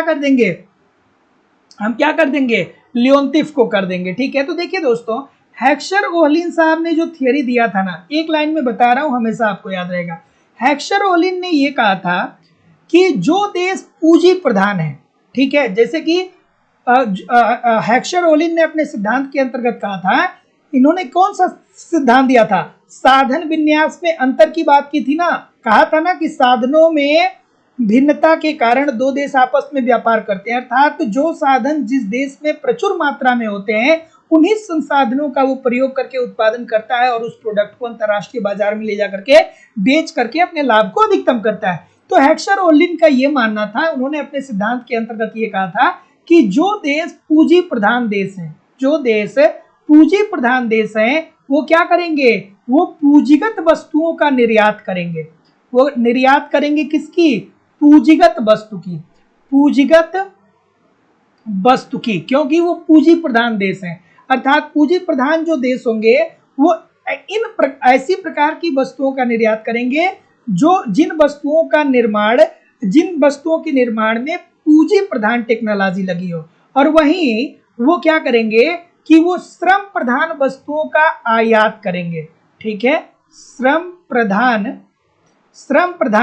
वस्तुओं का वो क्या करेंगे? आयात करेंगे। ठीक है, तो ये कहा था हेक्सर ओलिन ने। लेकिन जब लियोनतिफ साहब आते हैं तो कहते हैं कि अरे भैया, आप जो बात कह रहे हैं वो अमेरिका के परिप्रेक्ष्य में लागू नहीं होता है। क्यों नहीं लागू होता है? क्योंकि अमेरिका जो है ये एक पूंजी प्रधान देश है। ठीक है, यहाँ पे पूंजी प्रधान देश है, लेकिन ये जो निर्यात कर रहा है ना, वो श्रम प्रधान वस्तुओं का निर्यात कर रहा है। श्रम प्रधान वस्तु का वो क्या कर रहा है? निर्यात कर रहा है, और पूंजी प्रधान वस्तु का वो क्या कर रहा है? आयात कर रहा है। ठीक है, तो जितने लोग भी ऑप्शन नंबर ए बोल रहे हैं सभी लोग का उत्तर यहाँ पे बिल्कुल ठीक हो जाएगा। अगला प्रश्न देखिए, टेस्ट सीरीज जिसको भी ज्वाइन करना है, क्लास आपको ज्वाइन करनी है या टेस्ट सीरीज ज्वाइन करनी है, आप नीचे जाइए, डिस्क्रिप्शन बॉक्स में एप्लीकेशन का लिंक दिया गया है, एप्लीकेशन को डाउनलोड कर लीजिए, डायरेक्ट कोर्स को वहां से आप परचेज कर सकते हैं। क्या उत्तर आ रहा है भाई? ठीक है, नीचे जाइए, एप्लीकेशन का लिंक दिया गया है, एप्लीकेशन को डाउनलोड कर लीजिए और वहां से डायरेक्ट आप कोर्स को परचेज कर सकते हैं। क्या उत्तर आ रहा है कि किसी देश की मुद्रा के अवमूल्यन के लिए सलाह दी जाती है जब उस देश के निर्यातों को सामना करना पड़ता है। मुद्रा का अवमूल्यन, इजी सी बात है भाई, बच्चों वाली बात है। मुद्रा का अवमूल्यन से क्या होता है? मुद्रा के जब कोई भी देश मुद्रा का अवमूल्यन, भारत ने अभी तक कितनी बार अवमूल्यन किया, किस किस वर्ष किया, कमेंट करके बताइए मुझे। ठीक है, आलसी नहीं बनना कि सर जी हम तो जानते ही हैं 49, 66 और 91, तो सर क्या कमेंट करना। ठीक है, तो मुद्रा का अवमूल्यन 3 बार हुआ है, 1949, 1966 और 1991। चलिए ये बता दीजिए कि 1991 में कितने चरणों में मुद्रा का अवमूल्यन होता है? तो चलिए देखिए, ध्यान से समझिए। मुद्रा के अवमूल्यन का ये मतलब होता है कि मुद्रा का जो बाह्य मूल्य है ना, मुद्रा का जो बाह्य मूल्य है वो क्या हो जाएगा? वो कम हो जाएगा। और जब मुद्रा का बाह्य मूल्य कम हो जाएगा तो ऐसी स्थिति में जो निर्यात होंगे ना, जो वस्तुओं के निर्यात होंगे, अब वो अंतर्राष्ट्रीय बाजार में सस्ते हो जाएंगे। अर्थात जो हम वस्तुओं का निर्यात करेंगे, अर्थात जिन वस्तुओं को हम अंतर्राष्ट्रीय बाजार में ले जा करके बेचेंगे, वे वस्तुएं वहां पे सस्ती बिकेंगी, क्योंकि हमारे जो मुद्रा की वैल्यू है वो कम हो चुकी है। ठीक है, और वहीं जो हमारा आयात होगा वो क्या हो जाएगा? महंगा हो जाएगा। जैसे मान लीजिए महंगा हो जाएगा, जैसे अंतर्राष्ट्रीय बाजार में, मान लीजिए, एक बात समझिए मेरी बात को, कि अंतर्राष्ट्रीय बाजार में अगर जो कोई वस्तु, ठीक है, $1 का मिल रहा है, ठीक है, $1 का मिल रहा है, तो इसका सीधा सीधी मतलब क्या हो गया कि हम 83 रुपया क्या करेंगे? उस वस्तु के लिए देंगे अंतर्राष्ट्रीय बाजार में। लेकिन वहीं दूसरी तरफ अगर जो हम मुद्रा की वैल्यू को कम कर ले, ठीक है, तो अब क्या होगा कि जो 83 रुपए होगा वो $1 से कम के बराबर भी हो जाएगा। हो सकता है कि मुद्रा की जो वैल्यू है वो और कम हो जाए और 83 की जगह पे अब हमें 90 रुपया देना पड़े। तो इसका सीधा सीधी मतलब क्या होता है कि अंतर्राष्ट्रीय बाजार में हम अपनी वस्तु को कम कीमतों पर बेचना चाहते हैं और अपने आयात को कम करना चाहते हैं। तो ऐसी स्थिति कब हो सकती है? ऐसी स्थिति तब हो सकती है जब विदेशी बाजारों में लोचदार मांग हो। ठीक है, लोचदार मांग का मतलब ये हो गया कि जिन वस्तु का हम निर्यात कर रहे हैं, ठीक है, जैसे भारत किन वस्तुओं का निर्यात करता है, कमेंट करके बताइए। कि भारत किन किन वस्तुओं का निर्यात करता है। तो देखिए दोस्तों, कमेंट करके पहले आप बताइए कि भारत किन वस्तुओं का निर्यात करता है। तो जैसे मान लीजिए कि कोई वस्तु है जिसका निर्यात भारत कर रहा है दूसरे देश में, ठीक है, और मान लीजिए कोई ए वस्तु है, उस वस्तु का निर्यात अगर जो भारत कर रहा है और 10 रुपए में वहां पे अंतरराष्ट्रीय बाजार में ये बिक रही है, और कोई एक और कंपनी है जो भारत की नहीं है, दूसरे देश की कंपनी है, वो भी क्या कर रही है कि वो 90 रुपए में अपनी वस्तु को अंतरराष्ट्रीय बाजार में बेच रही है। मान लीजिए कि कोई साबुन, मान लीजिए कि किसी साबुन को हम लोग निर्यात कर रहे हैं और वो साबुन अंतरराष्ट्रीय बाजार में भारत 10 रुपया में बेच रहा है और कोई अन्य कंपनी है किसी दूसरे देश की, वो 90 रुपया में बेच रहा है। तो ऐसी स्थिति में जाहिर सी बात है कि जो विदेशी बाजार की मांग होगी वो लोचदार होगी, क्योंकि फिर वहां के लोग जो होंगे वो 10 रुपया में साबुन नहीं खरीदेंगे, वो जो 9 रुपये में बेच रहा है उससे खरीद लेंगे। तो ऐसी स्थिति में जब हम मुद्रा का अवमूल्यन करते हैं तो इस 10 रुपये की वैल्यू जब गिर जाएगी तो हमारे वस्तुओं की मांग क्या हो जाएगी, बढ़ जाएगी। तो जितने लोग भी ऑप्शन नंबर बी बोल रहे हैं सभी लोग का उत्तर यहाँ पे बिल्कुल ठीक हो जाएगा। अगला प्रश्न, व्यापार अनाधिमान वक्र का प्रतिपादन किस अर्थशास्त्री के द्वारा किया गया था? बिल्कुल ठीक है। क्या उत्तर आ रहा है भाई? बिल्कुल ठीक, बिल्कुल ठीक। चलिए भाई बताइए, अंकित खन्ना जी, लाल बहादुर जी, अक्षय जी, तस्नीम जी, वर्मा जी, ठीक है, संजय कुमार जी, ज्योति जी, वैष्णवी जी, बहुत तेजी से उत्तर आ रहा है। सभी लोग वीडियो को लाइक और शेयर जरूर कर दिया करिए। तो ये तो बच्चों वाली बात है ना, बिल्कुल ठीक है, बिल्कुल ठीक है, बिल्कुल ठीक है। तो व्यापार अनाधिमान वक्र जेम्स मीड ने तो दिया था, लेकिन क्या होता है भाई व्यापार अनाधिमान वक्र क्या होता है? कोई बताएगा? कोई बताएगा? कोई बताएगा? तो व्यापार अनाधिमान वक्र जो होता है ये घरेलू उत्पादन तथा उपभोग पर होने वाले परिवर्तन को दर्शाता है। ठीक है, व्यापार अधिमान वक्र जो होता है वो क्या दर्शाता है? ये घरेलू उत्पादन एवं उपभोग में होने वाले परिवर्तन को दर्शाता है। ठीक है, ये घरेलू उत्पादन व उपभोग में होने वाले परिवर्तन को दर्शाता है। ठीक है, घरेलू उत्पादन और उपभोग में होने वाले परिवर्तन को क्या करता है? व्यापार अधिमान वक्र दर्शाता है। और साथ ही साथ व्यापार की शर्तों और व्यापार के परिमाण में परिवर्तनों से वास्तविक आय में हुई वृद्धि को ये मापता है। ठीक है, कि जब हम व्यापार कर रहे हैं तो उससे हमारी आय में कितनी वृद्धि हो रही है उसका ये लेखा जोखा करता है। तो जितने लोग भी ए बोल रहे हैं सभी लोग का उत्तर यहाँ पे बिल्कुल ठीक हो जाएगा।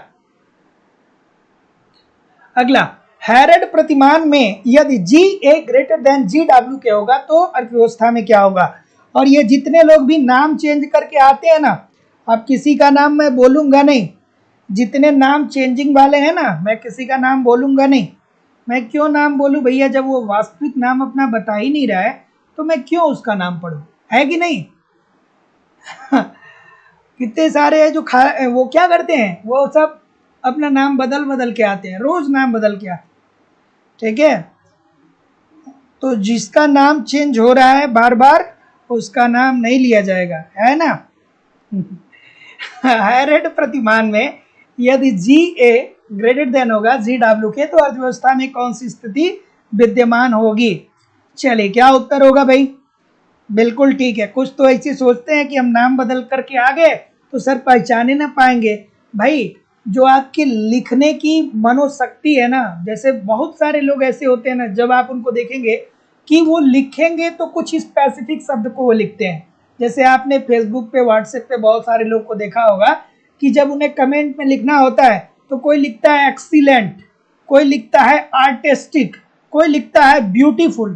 तो वो पहचान में आ जाता है कि कौन लड़का या कौन लड़की किस शब्दकोश का इस्तेमाल कर रहा है। इतना तो अनुभव इतने दिनों से क्लास लेते हुए हो ही गया है कि किसकी शैली क्या है, कौन किस प्रकार की बातें लिख सकता है। तो भैया मुझे बहुत टाइम नहीं लगता है ये पता करने में कि कौन नाम चेंज करके आया है। 100 बार में से 99 बार मैं सही होता हूँ, 1-2 बार कभी कभी हो सकता है कि नहीं हो, है ना? तो 100 में से 99 बार मैं बता सकता हूँ कि कौन नाम चेंज करके आया है और पुराना नाम क्या था, नया नाम क्या था। चलिए, बट ये कोई मैटर ही नहीं करता है, इसका कोई मतलब ही नहीं बनता है। चलिए क्या उत्तर होगा भाई? कि हेरड प्रतिमान में यदि जी ए ग्रेटर देन होता है जी डब्ल्यू के तो अर्थव्यवस्था में कौन सी स्थिति देखने को मिलती है। तो जैसा कि मैं देख पा रहा हूं, आप ए बोल रहे हैं क्या? सभी लोग ये बोल रहे हैं क्या? सभी लोग ये बोल रहे हैं क्या? तो जितने लोग भी ए बोल रहे हैं सभी लोगों का उत्तर यहाँ पे एब्सोल्युटली 100% ठीक हो जाएगा कि अर्थव्यवस्था में उत्कर्ष की दशा विद्यमान हो जाएगी। ठीक है, हेरड होमर मॉडल को पढ़ना इसलिए बार बार जरूरी होता है। स्वर्णिम युग की बात करते हैं, जी ए जी डब्ल्यू जी एन के। ठीक है, जी ए जी डब्ल्यू जी एन। ठीक है, तो जितने लोग भी ऑप्शन नंबर ए बोल रहे हैं कि अगर जो जी ए ग्रेटर देन जी डब्ल्यू के होगा तो उत्कर्ष की दशा होगी। और एक बात और ध्यान में रखिएगा, कभी कभी ये जो जी ए है ना, ये ए नहीं देता है, कभी कभी बस आपसे इतना पूछ देता है। ठीक है, तो परेशान ना होइएगा, अगर जो यहाँ पे कुछ नहीं दिया गया है तो वो ए को आप मान के चलिए कि वहां पे ए की ही बात कर रहा है। तो जितने लोग भी ए बोल रहे हैं सभी लोग का उत्तर यहाँ पे बिल्कुल ठीक होगा। अगला, कि रोजेस्टीन रोडान के अनुसार अर्थव्यवस्था के विकास की सर्वोत्तम विधि क्या है। अब देखिए, रोजेस्टीन रोडान साहब एक बहुत ही अच्छे अर्थशास्त्री रहे और इन्होंने एक बहुत ही बड़ी बात कही। उन्होंने ये कहा कि कोई भी अर्थव्यवस्था अगर जो वो समृद्धि तक पहुंच रहा है तो उसे 5 चरणों से होकर के गुजरना पड़ेगा।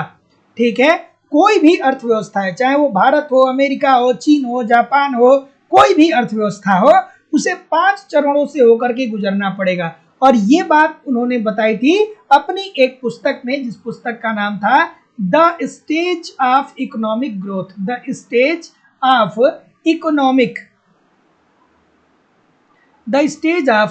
इकोनॉमिक ग्रोथ में उन्होंने ये बात बताई थी कि कोई भी अर्थव्यवस्था है उसे 5 चरण से होकर गुजरना पड़ेगा।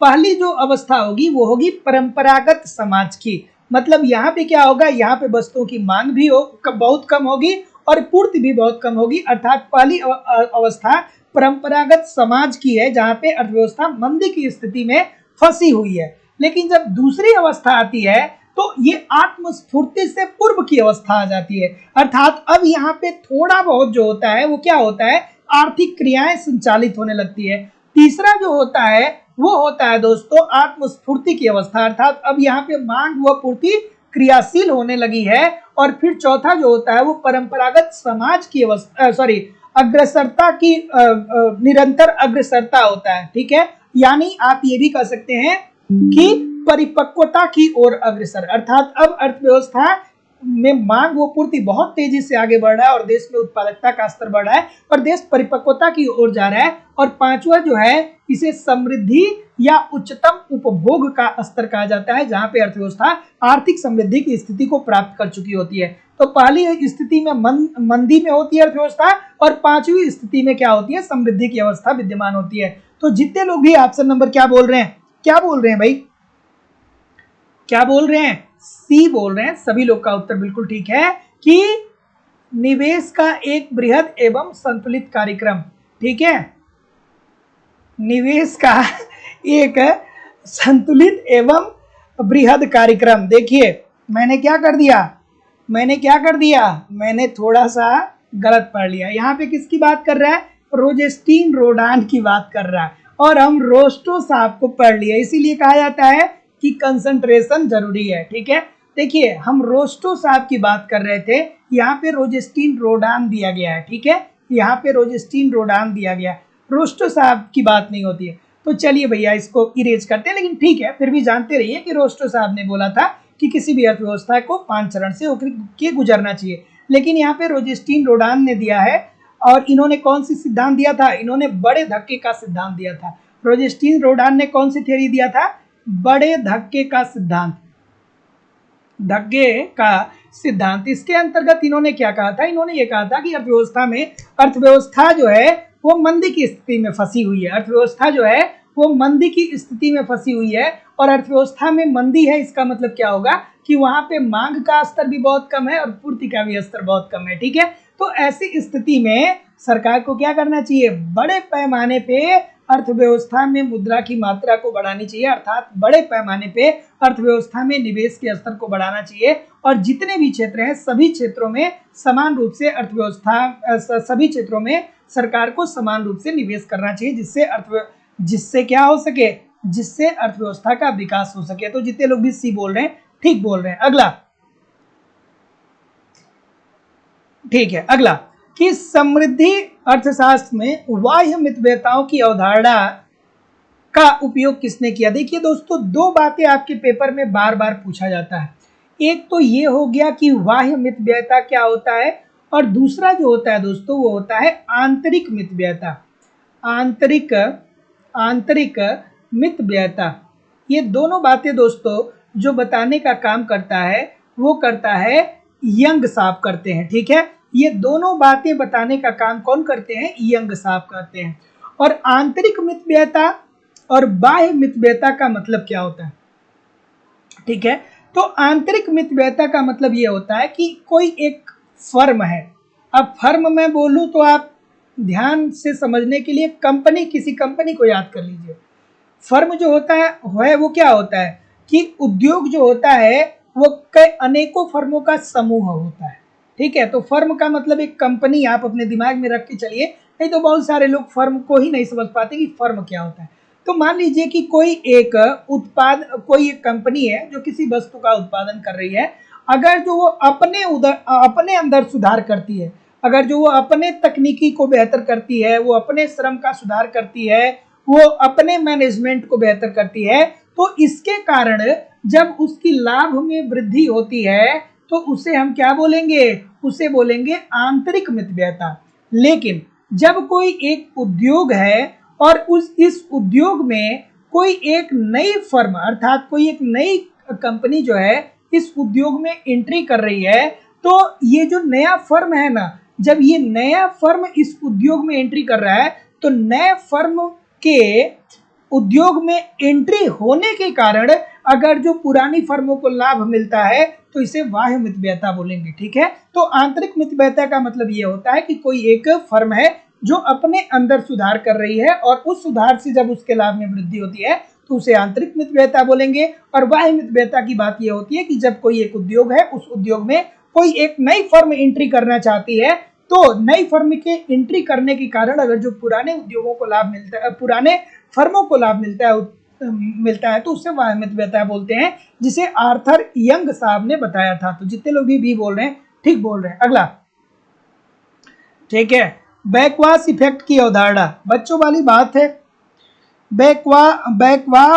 बैकवास इफेक्ट, ठीक है, बिल्कुल ठीक है। क्या उत्तर आना चाहिए भैया, बिल्कुल ठीक है, बिल्कुल ठीक है। तो बैकवास इफेक्ट क्या बताता है, गुरनार मेडल ठीक तो है, सभी लोग बता तो रहे हैं, ठीक है, लेकिन बैकवास इफेक्ट का मतलब क्या होता है, बैकवास इफेक्ट का मतलब क्या होता है बताइए। तो बैकवास इफेक्ट का मतलब क्या होता है, कमेंट करके बताइए, सभी लोग कमेंट करके बताइएगा कि बैकवास इफेक्ट क्या होता है। मैं आपको बहुत बार बताया हूं, सभी लोग कमेंट करके बताइए। मैं ये थोड़ी पूछ रहा हूं गुरनार मेडल। चलिए अगला प्रश्न, बिल्कुल ठीक है, बिल्कुल ठीक है, बिल्कुल ठीक है, बिल्कुल ठीक है। क्या उत्तर आ रहा है भाई, बिल्कुल ठीक है, बिल्कुल ठीक है। किसी ने बताया नहीं भाई क्या होता है, ठीक है। चलिए, क्या उत्तर आ रहा है कि भारत में तदर्थ राजकोष पत्र प्रणाली को अर्थोपाय ऋण प्रणाली में परिवर्तित कर दिया गया। अब ये तो भाई डाटा है, आपको इसे ऐसे ही याद करना पड़ेगा, इसमें कुछ ऐसा नहीं है जिसे बहुत ज्यादा आप समझ पाए, ठीक है, बिल्कुल ठीक है। और ये है क्या, थोड़ा ध्यान से देखिए कि भारत में तदर्थ राजकोष पत्र प्रणाली को अर्थोपाय ऋण प्रणाली में परिवर्तित किया गया। तो ये जो अर्थोपाय ऋण प्रणाली है ना दोस्तों, ये परिवर्तित कब किया गया, इससे परिवर्तित किया गया 1 अप्रैल 1997 में। और ये अर्थोपाय ऋण प्रणाली क्या है, ये अर्थोपाय ऋण प्रणाली का मतलब ये होता है कि अब ये जो प्रणाली बनाई गई है, ये प्रणाली एक नियम बनाता है और नियम ये बनाता है कि रिजर्व बैंक जो है ना, वो जो सरकार है ना, वो रिजर्व बैंक से एक निश्चित सीमा के अंदर ही ऋण ले सकती है। अर्थात तदर्थोपाय ऋण प्रणाली जो बनाया गया 1997 में, इस 1997 में तदर्थोपाय ऋण प्रणाली के अंतर्गत ये प्रावधान बनाया गया कि जो भारत सरकार है ये आरबीआई से एक निश्चित सीमा के अंदर ही ऋण प्राप्त कर सकता है। तो जितने लोग भी ऑप्शन नंबर ए बोल रहे हैं सभी लोग का उत्तर यहाँ पे बिल्कुल ठीक हो जाएगा। अगला प्रश्न, ठीक है, अगला प्रश्न, चलिए क्या उत्तर होगा भाई? अरे भाई, जब कोई देश मुद्रा का अवमूल्यन करता है, खास करके जो अल्प विकसित देश होते हैं, तो उससे क्या होता है कि अल्पकाल में देश को नुकसान पहुंचता है, लेकिन दीर्घ काल में ये असंतुलन स्वतः ही ठीक हो जाता है। ठीक है, अर्थात जब कोई देश मुद्रा का अवमूल्यन करता है तो भुगतान असंतुलन की समस्या अल्पकाल में विद्यमान होती है, लेकिन दीर्घकाल में ये स्वतः ही ठीक हो जाती है। ये बात याद आनी चाहिए। चलिए क्या उत्तर होगा भाई? 11वीं पंचवर्षीय योजना 2007 से 2012, क्या उत्तर होगा भाई? सी सभी लोग बोल रहे हैं। सबको इतना डाटा याद है क्या, या बस पीछे पीछे चल रहे हैं? सबको डाटा याद है कि बस पीछे पीछे चल रहे हैं? 11वीं पंचवर्षीय योजना, बिल्कुल ठीक है। सी बोल रहे हैं सभी लोग, बिल्कुल ठीक है, बिल्कुल ठीक है, बिल्कुल ठीक है, बिल्कुल ठीक है, बिल्कुल ठीक है। तो जितने लोग भी ऑप्शन नंबर क्या बोल रहे हैं, जितने लोग भी ऑप्शन नंबर बोलेंगे डी, ठीक है, सभी लोग का उत्तर ठीक हो जाएगा कि 11वीं पंचवर्षीय योजना जिसका थीम क्या रखा गया था, समावेशी विकास। ठीक है, तो 11वीं पंचवर्षीय योजना जो सेकेंड लास्ट पंचवर्षीय योजना है, इसमें विकास का जो लक्ष्य रखा गया था वो 9% रखा गया था। और जो 12वीं और अंतिम पंचवर्षीय योजना थी जो 2012 से लेकर के 2017 तक चली थी, इसमें जो विकास का दर लक्ष्य, विकास के का जो लक्ष्य रखा गया था वो रखा गया था दोस्तों 8%। पहले 8.2% रखा गया था, लेकिन बाद में उसे परिवर्तित करके 8% कर दिया गया। तो जितने लोग भी यहाँ पे डी बोल रहे हैं सभी लोग का उत्तर यहाँ पे बिल्कुल ठीक हो जाएगा। अगला कि राष्ट्रीय ग्रामीण रोजगार योजना लागू किया गया, कब लागू किया गया? आज ही दोस्तों एप्लीकेशन पे मैं जब आप लोगों को पढ़ा रहा था भारतीय अर्थव्यवस्था के अंतर्गत, जब गरीबी और बेरोजगारी में आपको पढ़ा रहा था, तो वहां पे मैं आपको बता रहा था कि गरीबी और बेरोजगारी से संबंधित सरकार ने कौन कौन सी योजनाएं चलाई, कब कब चलाई, क्या लक्ष्य था, ये सारी बातें आज ही मैंने आपको एप्लीकेशन पे पढ़ा रहे थे। तो जो लोग भी एडमिशन लिए हैं या जो लोग भी अभी तक एडमिशन नहीं लिए हैं, आप एडमिशन लेकर के जाइए। जो क्लास आपकी 2, 4, 10 क्लास जो एप्लीकेशन पे छूट जाती है, वो क्लास आपको रिकॉर्डेड फॉर्म में मिल जाती है, आप अपने समय के अनुसार देख सकते हैं। चलिए क्या उत्तर आ रहा है भाई? तो जितने लोग भी ऑप्शन नंबर सी बोल रहे हैं सभी लोग का उत्तर यहाँ पे एब्सोल्युटली 100% ठीक होने वाला है कि राष्ट्रीय ग्रामीण रोजगार योजना की जो शुरुआत होती है वो कब होती है? वो होती है दोस्तों 2 फरवरी 2006 को इसका ये प्रारंभ होता है। और कहाँ पे प्रारंभ होता है? ये सर्वप्रथम आंध्र प्रदेश में प्रारंभ होता है। और पूरे भारत की बात करें तो पूरे भारत में 1 अप्रैल 2008 को ये क्या होता है दोस्तों? 1 अप्रैल 2008 को ये लागू हो जाता है। तो जितने लोग भी ऑप्शन नंबर सी बोल रहे हैं बिल्कुल ठीक बोल रहे हैं। अगला कि क्रांतिक न्यूनतम प्रयास परिकल्पना में विशेष महत्व रखा गया। एक बार नहीं अनेक बार ये प्रश्न पूछा गया है। देखिए दोस्तों, क्रांतिक न्यूनतम प्रयास सिद्धांत जो दिया गया था वो किसके द्वारा दिया गया था? सबसे पहले तो आपको ये बात जाननी चाहिए। ठीक है, ठीक है। तो न्यूनतम क्रांतिक प्रयास सिद्धांत जो दिया गया था वो किसके द्वारा दिया गया था? वो दिया गया था लेवेंस्टीन साहब के द्वारा दिया गया था। लेवेंस्टीन साहब के द्वारा न्यूनतम क्रांतिक प्रयास सिद्धांत दिया गया। और ये न्यूनतम क्रांतिक प्रयास सिद्धांत है क्या? तो न्यूनतम क्रांतिक प्रयास सिद्धांत के अंतर्गत लेवेंस्टीन साहब ने ये बोला था कि देखिए भैया, जब देश में जनसंख्या बढ़ता है ना, जब देश में जनसंख्या बढ़ता है तो जनसंख्या बढ़ने के कारण प्रति व्यक्ति आय में कमी यानी तय है। ठीक है, क्योंकि प्रति व्यक्ति आय इज इक्वल टू राष्ट्रीय आय अपान जनसंख्या होता है। तो अगर जो देश की जनसंख्या में वृद्धि होगी तो उस देश की प्रति व्यक्ति आय में कमी होगी। देयर इज नो डाउट, 100% ठीक है। तो लेवेंस्टीन साहब ने अपने सिद्धांत के अंतर्गत ये कहा कि जब देश के अंदर जनसंख्या बढ़ती है तो प्रति व्यक्ति आय में कमी आती है, और प्रति व्यक्ति आय जो है वो अपने न्यूनतम स्तर पे आ जाता है, अर्थात जीवन निर्वाह स्तर पे आ जाता है।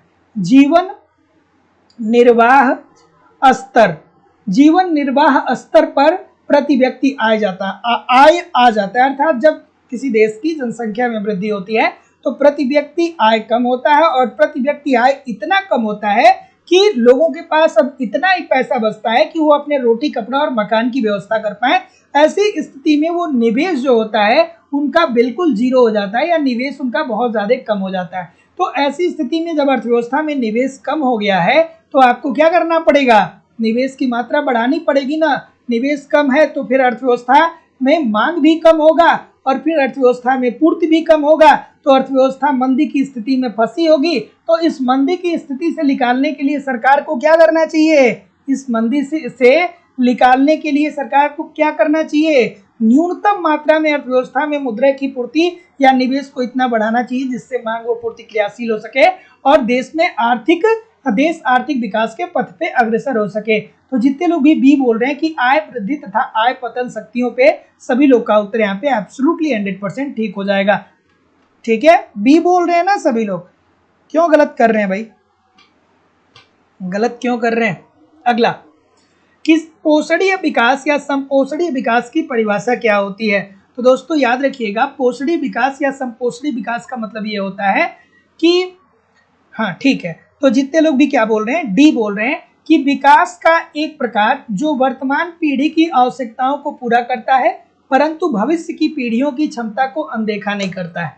ठीक है, जैसे हम लोग क्या करते हैं दोस्तों, हम लोग आर्थिक विकास आर्थिक समृद्धि करते तो हैं, ठीक है, लेकिन हमारी सरकार ये भी देखती है कि जो हम विकास कर रहे हैं उसमें जो प्राकृतिक संसाधनों का जो हम दोहन कर रहे हैं, इससे कहीं ऐसा ना हो कि भविष्य में आने वाले समय में प्राकृतिक संसाधनों की कमी हो जाए, हमारा पर्यावरण दूषित हो जाए, हमारा जल दूषित हो जाए, और आने वाली जो हमारी पीढ़ी हो वो कहे कि हमारे पूर्वजों ने क्या हमें दिया है। तो इसी कारण से जब देश विकास करता है तो पर्यावरण को कितनी क्षति हुई इसका भी वो देश अनुमान लगाता है, और कम से कम पर्यावरण को क्षति पहुंचे इस प्रकार की विकास व्यवस्था को हर देश अपनाने का प्रयास करता है।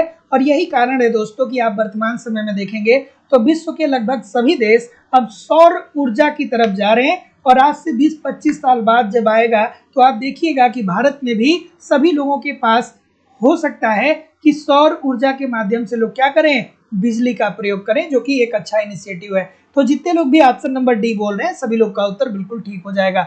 अगला, बिल्कुल ठीक है, बिल्कुल ठीक है। और दोस्तों लाइव स्टडी इलाहाबाद के मोबाइल एप्लीकेशन पे आपकी इकोनॉमिक्स की दूसरी क्लास हो रही है, जहाँ पे आपको कंप्लीट इकोनॉमिक्स के कॉन्सेप्ट पढ़ाए जा रहे हैं, कंप्लीट आपको इकोनॉमिक्स के नोट्स दिए जा रहे हैं। लाइव क्लास होती है, इनकेस लाइव क्लास में नहीं जुड़ पाते हैं तो बाद में आपको रिकॉर्डेड क्लास भी मिल जाती है। साथ ही साथ आपको कंप्लीट नोट्स दिए जा रहे हैं ताकि आप रिवीजन भी करते रहिए। आपको टेस्ट सीरीज, प्रीवियस ईयर की क्वेश्चन पेपर और करंट सब कुछ प्रोवाइड कराना हमारी जिम्मेदारी है। बस आप ईमानदारी से एप्लीकेशन पे प्रैक्टिस करते रहिए, एप्लीकेशन पे इन कंटेंट को फॉलो करते रहिए, यूट्यूब पे प्रैक्टिस करते रहिए, कहीं भी इधर उधर से कुछ भी आपको कलेक्ट करने की जरूरत नहीं होने वाली है।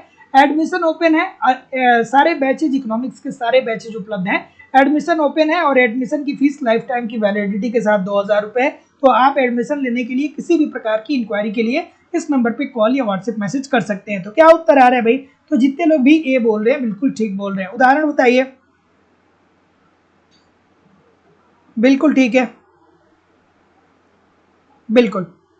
तो जितने लोग भी ए बोल रहे हैं कि द्वैतवाद अर्थव्यवस्था वह अर्थव्यवस्था है जहां आधुनिक औद्योगिक क्षेत्र और परंपरागत जीवन निर्वाह क्षेत्र दोनों का सह अस्तित्व देखने को मिलता है। तो देखिए दोस्तों, भारत में नए नए उद्योगों का विकास हो रहा है ना, भारत में नए नए उद्योगों का विकास हो रहा है, देयर इज नो डाउट, ठीक तो है, लेकिन हमारे परंपरागत क्षेत्र भी अभी क्या कर रहे हैं, कार्य कर रहे हैं। तो जितने लोग भी ऑप्शन नंबर ए बोल रहे हैं ठीक बोल रहे हैं। अगला,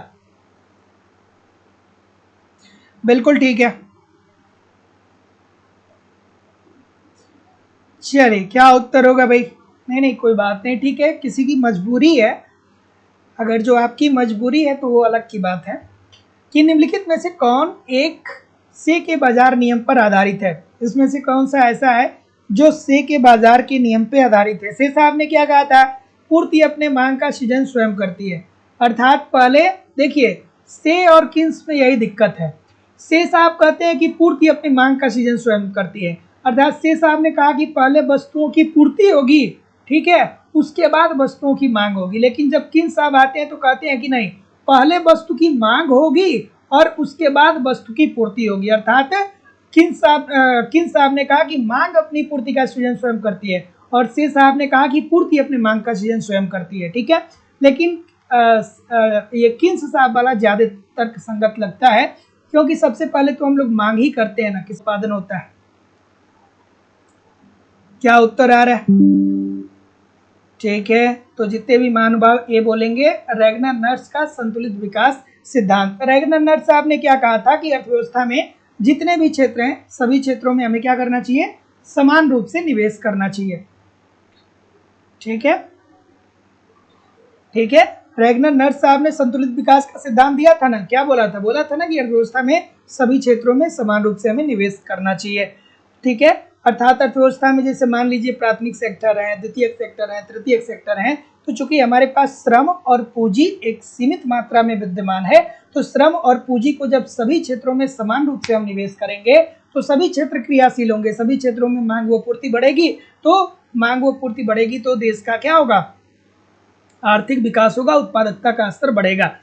और सभी लोग, जो लोग भी नए जुड़े हैं, आप लोग चैनल को सब्सक्राइब करके बेल आइकन को दबा दीजिए। शाम को 7:10 पे मैं लाइव आ जाता हूं क्लास लेने के लिए, ठीक है। हमारी दोनों क्लासेस, चाहे एप्लीकेशन की बात करें चाहे यूट्यूब की बात करें, रोज क्लासेस होती हैं, केवल संडे को क्लास नहीं होती है, अदरवाइज रोज क्लास होती है। अब ये बच्चों वाला प्रश्न, इजी सा प्रश्न है, कोई गलत करेगा? हाँ, एक दो लोग हैं जो गलत करेंगे, एक दो लोग हैं जो गलत करेंगे, कोई है जो गलत करेगा? सी बोल रहे हैं सभी लोग, सी के अलावा कोई नहीं है। देखिए दोस्तों, सकल राष्ट्रीय आय को कुल जनसंख्या से भाग देने पे क्या प्राप्त होता है? प्रति व्यक्ति आय। प्रति व्यक्ति आय का फॉर्मूला यही तो होता है ना। देखिए, दो तरीके से प्रश्न पूछा जाता है कि एक तो प्रति व्यक्ति आय क्या होता है, प्रति व्यक्ति आय इज इक्वल टू क्या होता है? प्रति व्यक्ति आय इज इक्वल टू क्या होता है?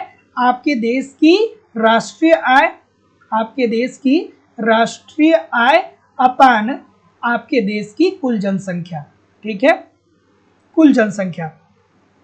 और एक प्रश्न पूछा जाता है कि अगर जो आपके देश की राष्ट्रीय आय स्थिर है और जनसंख्या में वृद्धि हो रही है तो प्रति व्यक्ति आय पर क्या असर पड़ेगा? तो जब जनसंख्या बढ़ रहा है और राष्ट्रीय आय स्थिर है तो प्रति व्यक्ति आय क्या होगा दोस्तों? कम हो जाएगा, प्रति व्यक्ति आय में कमी आ जाएगी। तो जितने लोग भी ऑप्शन नंबर सी बोलेंगे सभी लोग का उत्तर ठीक हो जाएगा। अगला प्रश्न, कि किन्स के अनुसार निजी निवेश निर्णय आधारित है। देखिए दोस्तों, याद रखिएगा कि किन्स क्या करते हैं? किन्स आप प्रेरित निवेश की बात करते हैं, ठीक है। जब हम लोग निवेश की बात करते हैं ना, तो दो प्रकार के निवेश की बात करते हैं। एक होता है दोस्तों स्वायत्त निवेश, एक होता है स्वायत्त निवेश, और दूसरा होता है दोस्तों प्रेरित निवेश, जिसकी बात किन्स साहब कहते हैं, ठीक है। किन्स साहब करते हैं प्रेरित निवेश की बात।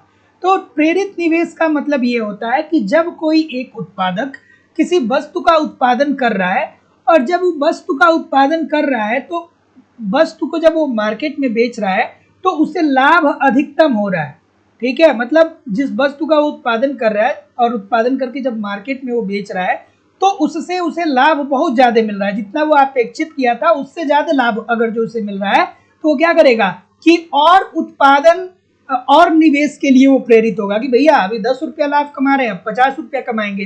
तो जब जैसे जैसे किसी उद्यमी का लाभ बढ़ने लगता है वो निवेश के लिए और प्रेरित होने लगता है। तो प्रेरित निवेश का मतलब ये होता है कि लाभ में वृद्धि होने के कारण आप क्या करते हैं कि आप अपने उत्पादन के साधनों को बढ़ाते हैं, ठीक है, अर्थात अपनी उत्पादकता को बढ़ाते हैं। लेकिन स्वायत्त निवेश का मतलब क्या होता है कि भैया आपकी लाभ बढ़ी है कि घटी है, डजेंट मैटर। अगर जो आपने कंपनी स्थापित किया है तो भूमि का किराया आपको देना है, मजदूरों को मजदूरी आपको देनी है, श्रमिकों को श्रमिकों को अर्थात मजदूरों को आपको मजदूरी देनी है, और बिजली पे जो बिजली का जो बिल आएगा उसका भी आपको क्या करना है, बिजली का बिल भी देना पड़ेगा। तो डजेंट मैटर कि आपको लाभ हो रहा है कि नहीं हो रहा है। अगर जो आपको लाभ हो रहा है या नहीं हो रहा है, इसके बावजूद भी जो खर्च आप वहन करते हैं उसे हम क्या बोलते हैं, स्वायत्त निवेश बोलते हैं। लेकिन प्रेरित निवेश का मतलब ये होता है कि जब आपकी लाभ में वृद्धि होती चली जाती है तो आप अपने उत्पादकता को बढ़ाते चले जाते हैं, अर्थात निवेश के लिए प्रेरित होते चले जाते हैं। और ये जो निजी निवेश निर्णय आधारित होंगे, ये पूंजी की सीमांत उत्पादकता पे आधारित होंगे, अर्थात पूंजी की सीमांत उत्पादकता जितनी ज्यादा ऊंची होगी उतना ही ज्यादा क्या होगा कि निवेश का स्तर बढ़ेगा, अर्थात जितना ज्यादा लाभ मिलेगा उतना ही ज्यादा निवेश का स्तर बढ़ेगा। अगला, चलिए बिल्कुल ठीक है, अगला प्रश्न ये रहा, ठीक है, कि कर की दरों तथा कर राजस्व में परिवर्तन के संबंध को दर्शाया जा सकता है। लाइक सभी लोग कर दीजिए, इतने सारे लोग क्लास देख रहे हैं फिर भी लाइक और शेयर की संख्या बहुत कम है। जितने क्लास देख रहे हैं उतने भी लाइक नहीं किए, ऐसा क्यों भाई? सभी लोग जितने लोग भी जुड़े हैं पहले एक बार लाइक कर दीजिए सेशन को और शेयर कर दीजिए। 2 घंटे से मैं क्लास कर रहा हूं, आप 1 सेकेंड में लाइक शेयर नहीं कर पा रहे हैं, इसे थोड़ी होता है भाई, ऐसे थोड़ी होता है। 2 घंटे से मैं क्लास ले रहा हूं और आप 1 सेकेंड में लाइक नहीं कर पा रहे हैं। सभी लोग एक बार लाइक और शेयर कर दीजिए सर। बिल्कुल ठीक है, तो जितने लोग भी ऑप्शन नंबर क्या बोल रहे हैं, लेफर बकर की बात बोल रहे हैं, सभी लोग का उत्तर यहाँ पे बिल्कुल ठीक हो जाएगा। लेफर बकर, लोफर बकर नहीं है, लेफर बकर है। और दोस्तों लेफर बकर का जो आकार होता है ना, ये उल्टे यू, ये क्या होता है, लेफर बकर जो होता है ये उल्टे यू आकार का होता है, इस बात को भी ध्यान रखिएगा, ठीक है। तो जितने लोग भी ऑप्शन नंबर क्या बोल रहे हैं, डी बोल रहे हैं, लेफर बकर, सभी लोग का उत्तर यहाँ पे बिल्कुल ठीक है। तो कर की दरों तथा कर राजस्व में परिवर्तन के संबंध को लेफर बकर के द्वारा दर्शाया जाता है। तो जितने लोग भी डी बोल रहे हैं ठीक बोल रहे हैं। अगला, कि सामाजिक लाभ अधिकतम कब होगा, एक समाज का लाभ कब अधिकतम होगा, हम कहाँ पढ़ते हैं इसे हम लोग कहाँ पे पढ़ते हैं भैया, कमेंट करके बताइए। अर्थशास्त्र के किस यूनिट के अंतर्गत इस प्रश्न को हम लोग पढ़ते हैं और ये सिद्धांत किसने दिया था? तो देखिए दोस्तों, अधिकतम सामाजिक लाभ का जो सिद्धांत दिया गया ना, वो डाल्टन के द्वारा दिया गया। और डाल्टन साहब ने ये कहा कि देखिए भैया, समाज का लाभ कब अधिकतम होगा, इसके लिए एक शर्त है, और शर्त ये है कि सीमांत सामाजिक उपयोगिता सीमांत सामाजिक त्याग के बराबर होनी चाहिए, ठीक है। अर्थात अब देखिए, सीमांत सामाजिक त्याग कौन कर रहा है, ये करदाता कर रहे हैं, करदाता, टैक्स पेयर, अर्थात सरकार जो है वो करदाताओं से पैसा तो लेती है, ठीक है। और तो डाल्टन साहब ने ये कहा कि देखिए, अगर जो आपको समाज का लाभ अधिकतम करना है तो जो टैक्स पेयर है, जिनसे आप पैसा ले रहे हैं ना, तो जब आप पैसा ले रहे हैं तो उनको जितना नुकसान हो रहा है, जितना वो त्याग कर रहे हैं, उतना ही लाभ आप उन तक पहुंचाइए जिनके लिए आप ये पैसा ले रहे हैं। क्योंकि सरकार पैसा किसके लिए लेती है, सरकार टैक्स लोगों पे क्यों लगाती है, इसीलिए तो लगाती है ना कि हमको देश की आधारभूत संरचना बेहतर करना है, शिक्षा, स्वास्थ्य, परिवहन, बिजली बेहतर करना है, जो कमजोर वर्ग के लोग हैं उनको लाभान्वित करना है। तो यही डाल्टन साहब का सामाजिक सीमांत लाभ का सिद्धांत ये बताता है, सामाजिक लाभ का सिद्धांत डाल्टन साहब का ये बताता है कि जब करदाता का सीमांत त्याग बराबर होगा प्राप्तकर्ता के सीमांत उपयोगिता के, तभी जाकर के लाभ क्या होगा, अधिकतम होगा। अर्थात आसान भाषा में समझे तो करदाता ने अगर जो 10 रुपया क्या किया है, 10 रुपये जब टैक्स दिया है, तो करदाता को जितना नुकसान हुआ है, जितना त्याग ये किया है, उतना ही फायदा किसको पहुंचना चाहिए, समाज के लोगों को पहुंचना चाहिए, जब सरकार इस 10 रुपए को समाज के ऊपर व्यय करेगा तो, ठीक है। तो जितने लोग भी ऑप्शन नंबर बी बोल रहे हैं, सभी लोग का उत्तर बिल्कुल ठीक हो जाएगा। अगला, निम्न कर में से कुछ नियम दिए गए हैं और इसमें एडम स्मिथ साहब के सिद्धांत को बताना है आपको। तो देखिए दोस्तों, एडम स्मिथ साहब करारोपण के 4 नियम देते हैं, ठीक है। और इस 4 नियम के माध्यम से वो इस बात को बताते हैं कि आखिरकार किस प्रकार की टैक्स व्यवस्था अर्थात किस प्रकार की कर की व्यवस्था सरकार की होनी चाहिए। ठीक है, तो चलिए तो देखते हैं। तो सबसे पहले तो दोस्तों उन्होंने समता का नियम दिया, अर्थात उन्होंने ये कहा कि देखिए भैया सरकार आप ऐसा टैक्स लगाइए कि सीमांत त्याग बराबर हो। ठीक है, मतलब सबके ऊपर सभी लोग जब टैक्स त्याग करें तो समान रूप से टैक्स त्याग करें, अर्थात उनकी जो त्याग है वो समान हो। उसके बाद उन्होंने कहा निश्चितता का नियम दिया। इसके अंतर्गत उन्होंने ये कहा कि जब आप टैक्स ले रहे हैं ना तो एक निश्चित समय बता दीजिए कि भैया हम 1 तारीख से 5 तारीख के बीच में टैक्स लेंगे। ठीक है, अगर जो आप महीने के अंत में टैक्स मांगेंगे तो करदाता कैसे आपको टैक्स देंगे। तो कर को क्या करिए कि एक निश्चित समय पे आप बता दीजिए कि आपको इस समय से लेकर के इस समय तक टैक्स भरना है। उसके बाद उन्होंने मितव्ययता का नियम दिया, जिसके अंतर्गत उन्होंने ये कहा कि देखिए भैया कर जो है वो करदाता पर कम से कम लगाइए, टैक्स पेयर पे कर जो है वो कम से कम लगाइए। और जो चौथा इन्होंने नियम दिया था वो दिया था सुविधा का नियम। ठीक है, सुविधा का नियम मतलब सरकार को टैक्स ऐसा लगाना चाहिए जो टैक्स पेयरों के लिए सुविधाजनक हो। तो ऐसी स्थिति में दोस्तों हम ये जो मिसप्रिंट है इसको कैंसिल आउट करते हैं, लेकिन 1, 2 और 4 ही इसमें सही होगा। 1, 2 और 4 इसमें सही होगा, तो नन ऑफ दीज जो होगा ये राइट आंसर हो जाएगा। ठीक है, ये 4 नियम दिए थे, समता का नियम, निश्चितता का नियम, मितव्ययता का नियम और सुविधा का नियम। ठीक है, तो जितने लोग भी 1, 2 और 4 बोल रहे थे सभी लोग का उत्तर बिल्कुल ठीक हो जाएगा। अगला प्रश्न, चलिए सर, कि मुद्रा एक परिसंपत्ति है जिसकी मांग निर्भर करती है। ये तो बच्चों वाला प्रश्न है, छोटे से बच्चों वाला प्रश्न है। मुद्रा एक परिसंपत्ति है मुद्रा एक परिसंपत्ति है जिसकी मांग निर्भर करती है उस आय पर जो उसके धारक को प्राप्त होती है। नोट और सिक्का आपके पास होता है ना, तो उस नोट पे लिखा होता है ना कि मैं धारक को 10 रुपया अदा करने का वचन देता हूँ, मैं धारक को 100 रुपया अदा करने का वचन देता हूँ।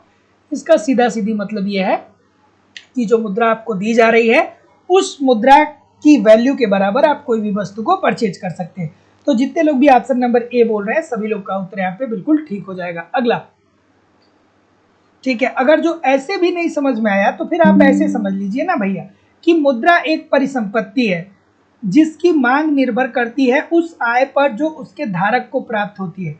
अगर जो आपको ऐसे नहीं समझ में आ रहा है तो इसे और आसान भाषा में मैं थोड़ा सा आपको बता दे रहा हूँ कि परिसंपत्ति का मतलब क्या होता है। जैसे मान लीजिए कि आपके पास 50 लाख रुपए है, तो 50 लाख रुपए से आपने क्या कर लिया कि एक मकान खरीद लिया। आपने क्या कर लिया, एक मकान खरीद लिया। तो जब आपने एक मकान खरीद लिया तो अब 50 लाख रुपए तो आपके पास बचे नहीं, लेकिन ये बात तो तय है कि जो आपके मकान की कीमत है वो 50 लाख रुपए है। आप चाहेंगे तो इन फ्यूचर में इसे बेच सके, उससे 50 लाख रुपए क्या कर सकते हैं, प्राप्त कर सकते हैं। तो इट मीन्स इसका मतलब क्या हो गया, इसका मतलब ये हो गया कि जो आप पैसा रखे थे, मुद्रा जो आप रखे थे उसको आपने एक संपत्ति बना लिया। आपने मकान खरीद लिया और कहा कि ठीक है बाद में देखा जाएगा। ठीक है, तो मुद्रा एक परिसंपत्ति है जिसकी मांग उस आय पर जिसकी मांग निर्भर करती है उस आय पर जो उसके धारक को प्राप्त होता है। अगला, कि मुद्रा के परिमाण में परिवर्तन किसी भी स्थिति में ब्याज दर में परिवर्तन नहीं कर पाता है। ये विचार किसने दिया? चलिए, और जो लोग भी अभी तक चैनल को सब्सक्राइब नहीं किया चैनल को सब्सक्राइब कर लीजिए। प्रीति सिंह जी, वर्मा जी, शत्रुघ्न प्रसाद जी, अली जी, ठीक है, उत्तम विश्वकर्मा जी, अर्चना श्रीवास्तव जी, तस्नीम जी, ब्यूटी जी, वैष्णवी त्रिवेदी जी, ठीक है, चंद्रजीत यादव जी, अंकित खन्ना जी, अक्षय गौरी जी। बहुत तेजी से आप सभी लोग का उत्तर आ रहा है, फिर भी मैं नाम पढ़ देता हूँ क्योंकि बहुत सारे लोग को अफसोस होता है कि सर हमारा नाम नहीं पढ़ पाए। ठीक है, कोई दिक्कत नहीं है, मैं पढ़ देता हूँ। वैष्णवी त्रिवेदी जी, लाल बहादुर जी, शत्रुघ्न प्रसाद जी, मीनू महतो जी, प्रीति सिंह जी, अरविंद प्रसाद जी, रितु चौहान जी, सीमा माथुर जी, रोहित कुमार जी, मोहम्मद नूरी जी, ज्योति चौरसिया जी, सोनी शर्मा जी, सुंदरी कुमारी जी, ठीक है, बिल्कुल ठीक है, राजकुमार प्रजापति जी, नैना यादव जी, ठीक है, मीनू महतो जी, ठीक है। चलिए, चलिए आगे बढ़ते हैं। सबका नाम फिर भी नहीं पॉसिबल है पढ़ना। क्या उत्तर आ रहा है भाई? तो जितने लोग भी ए बोल रहे हैं बिल्कुल ठीक बोल रहे हैं। ब्याज के तरलता अधिमान सिद्धांत। ब्याज का तरलता अधिमान सिद्धांत किसने दिया था? किन्स ने दिया था। क्या बोला था? बोला था कि देखिए भैया, अगर जो अर्थव्यवस्था में मुद्रा की अगर जो पूर्ति बढ़ेगी, ठीक है, अर्थात लोगों के पास अगर जो पैसा बढ़ेगा, मुद्रा की पूर्ति अगर जो अर्थव्यवस्था में बढ़ेगी, तो ऐसी स्थिति में जब सबके पास पैसा हो जाएगा तो लोग ऋण क्यों लेंगे? और जब ऋण की मांग में कमी आ जाएगी तो ब्याज की दर कम हो जाएगी। लेकिन ब्याज की दर जो है वो एक निश्चित सीमा तक ही कम हो सकती है। ब्याज की दर कभी भी शून्य अथवा ऋणात्मक नहीं हो सकती है, ठीक है। ये बात तरलता अधिमान सिद्धांत के अंतर्गत किसने कहा था? किन्स साहब ने कहा था। और ब्याज की दर कभी शून्य क्यों होगी भैया? क्यों आप कहेंगे कि चलिए हम आपको 2 लाख रुपए दे रहे हैं, आप 5 साल बाद हमें 2 लाख रुपए वापस करिएगा, जब आपको उस पर लाभ ही नहीं मिलेगा। तो जब ब्याज की दर आपकी शून्य हो जाएगी तो आप क्यों किसी को ऋण देंगे? और ऋणात्मक भी नहीं हो सकता। ऐसा भी नहीं हो सकता कि भैया हम 5 लाख रुपए आपको दे रहे हैं, आप हमें 4,32,000 रुपए अगले साल दे दीजिएगा। ऐसा तो होगा नहीं। कहीं भी जाइएगा नहीं, कमेंट करके बताइए कितने प्रतिशत प्रश्न आपके सही हुए। और दोस्तों, लाइव स्टडी इलाहाबाद के मोबाइल एप्लीकेशन पे एक रणनीति के तहत इकोनॉमिक्स के अलग अलग बैच चलाए जा रहे हैं और अलग अलग बैचेस में आपके सिलेबस के अनुसार इकोनॉमिक्स के सारे कॉन्सेप्ट सिंपल, सटीक, साधारण भाषा में पढ़ाए जा रहे हैं। क्योंकि कॉन्सेप्ट पढ़ना बहुत ही जरूरी है। जब तक आपके कॉन्सेप्ट क्लियर नहीं होते हैं तब तक ऑब्जेक्टिव क्वेश्चन को सॉल्व करने में बहुत सारी कठिनाइयों का सामना करना पड़ता है।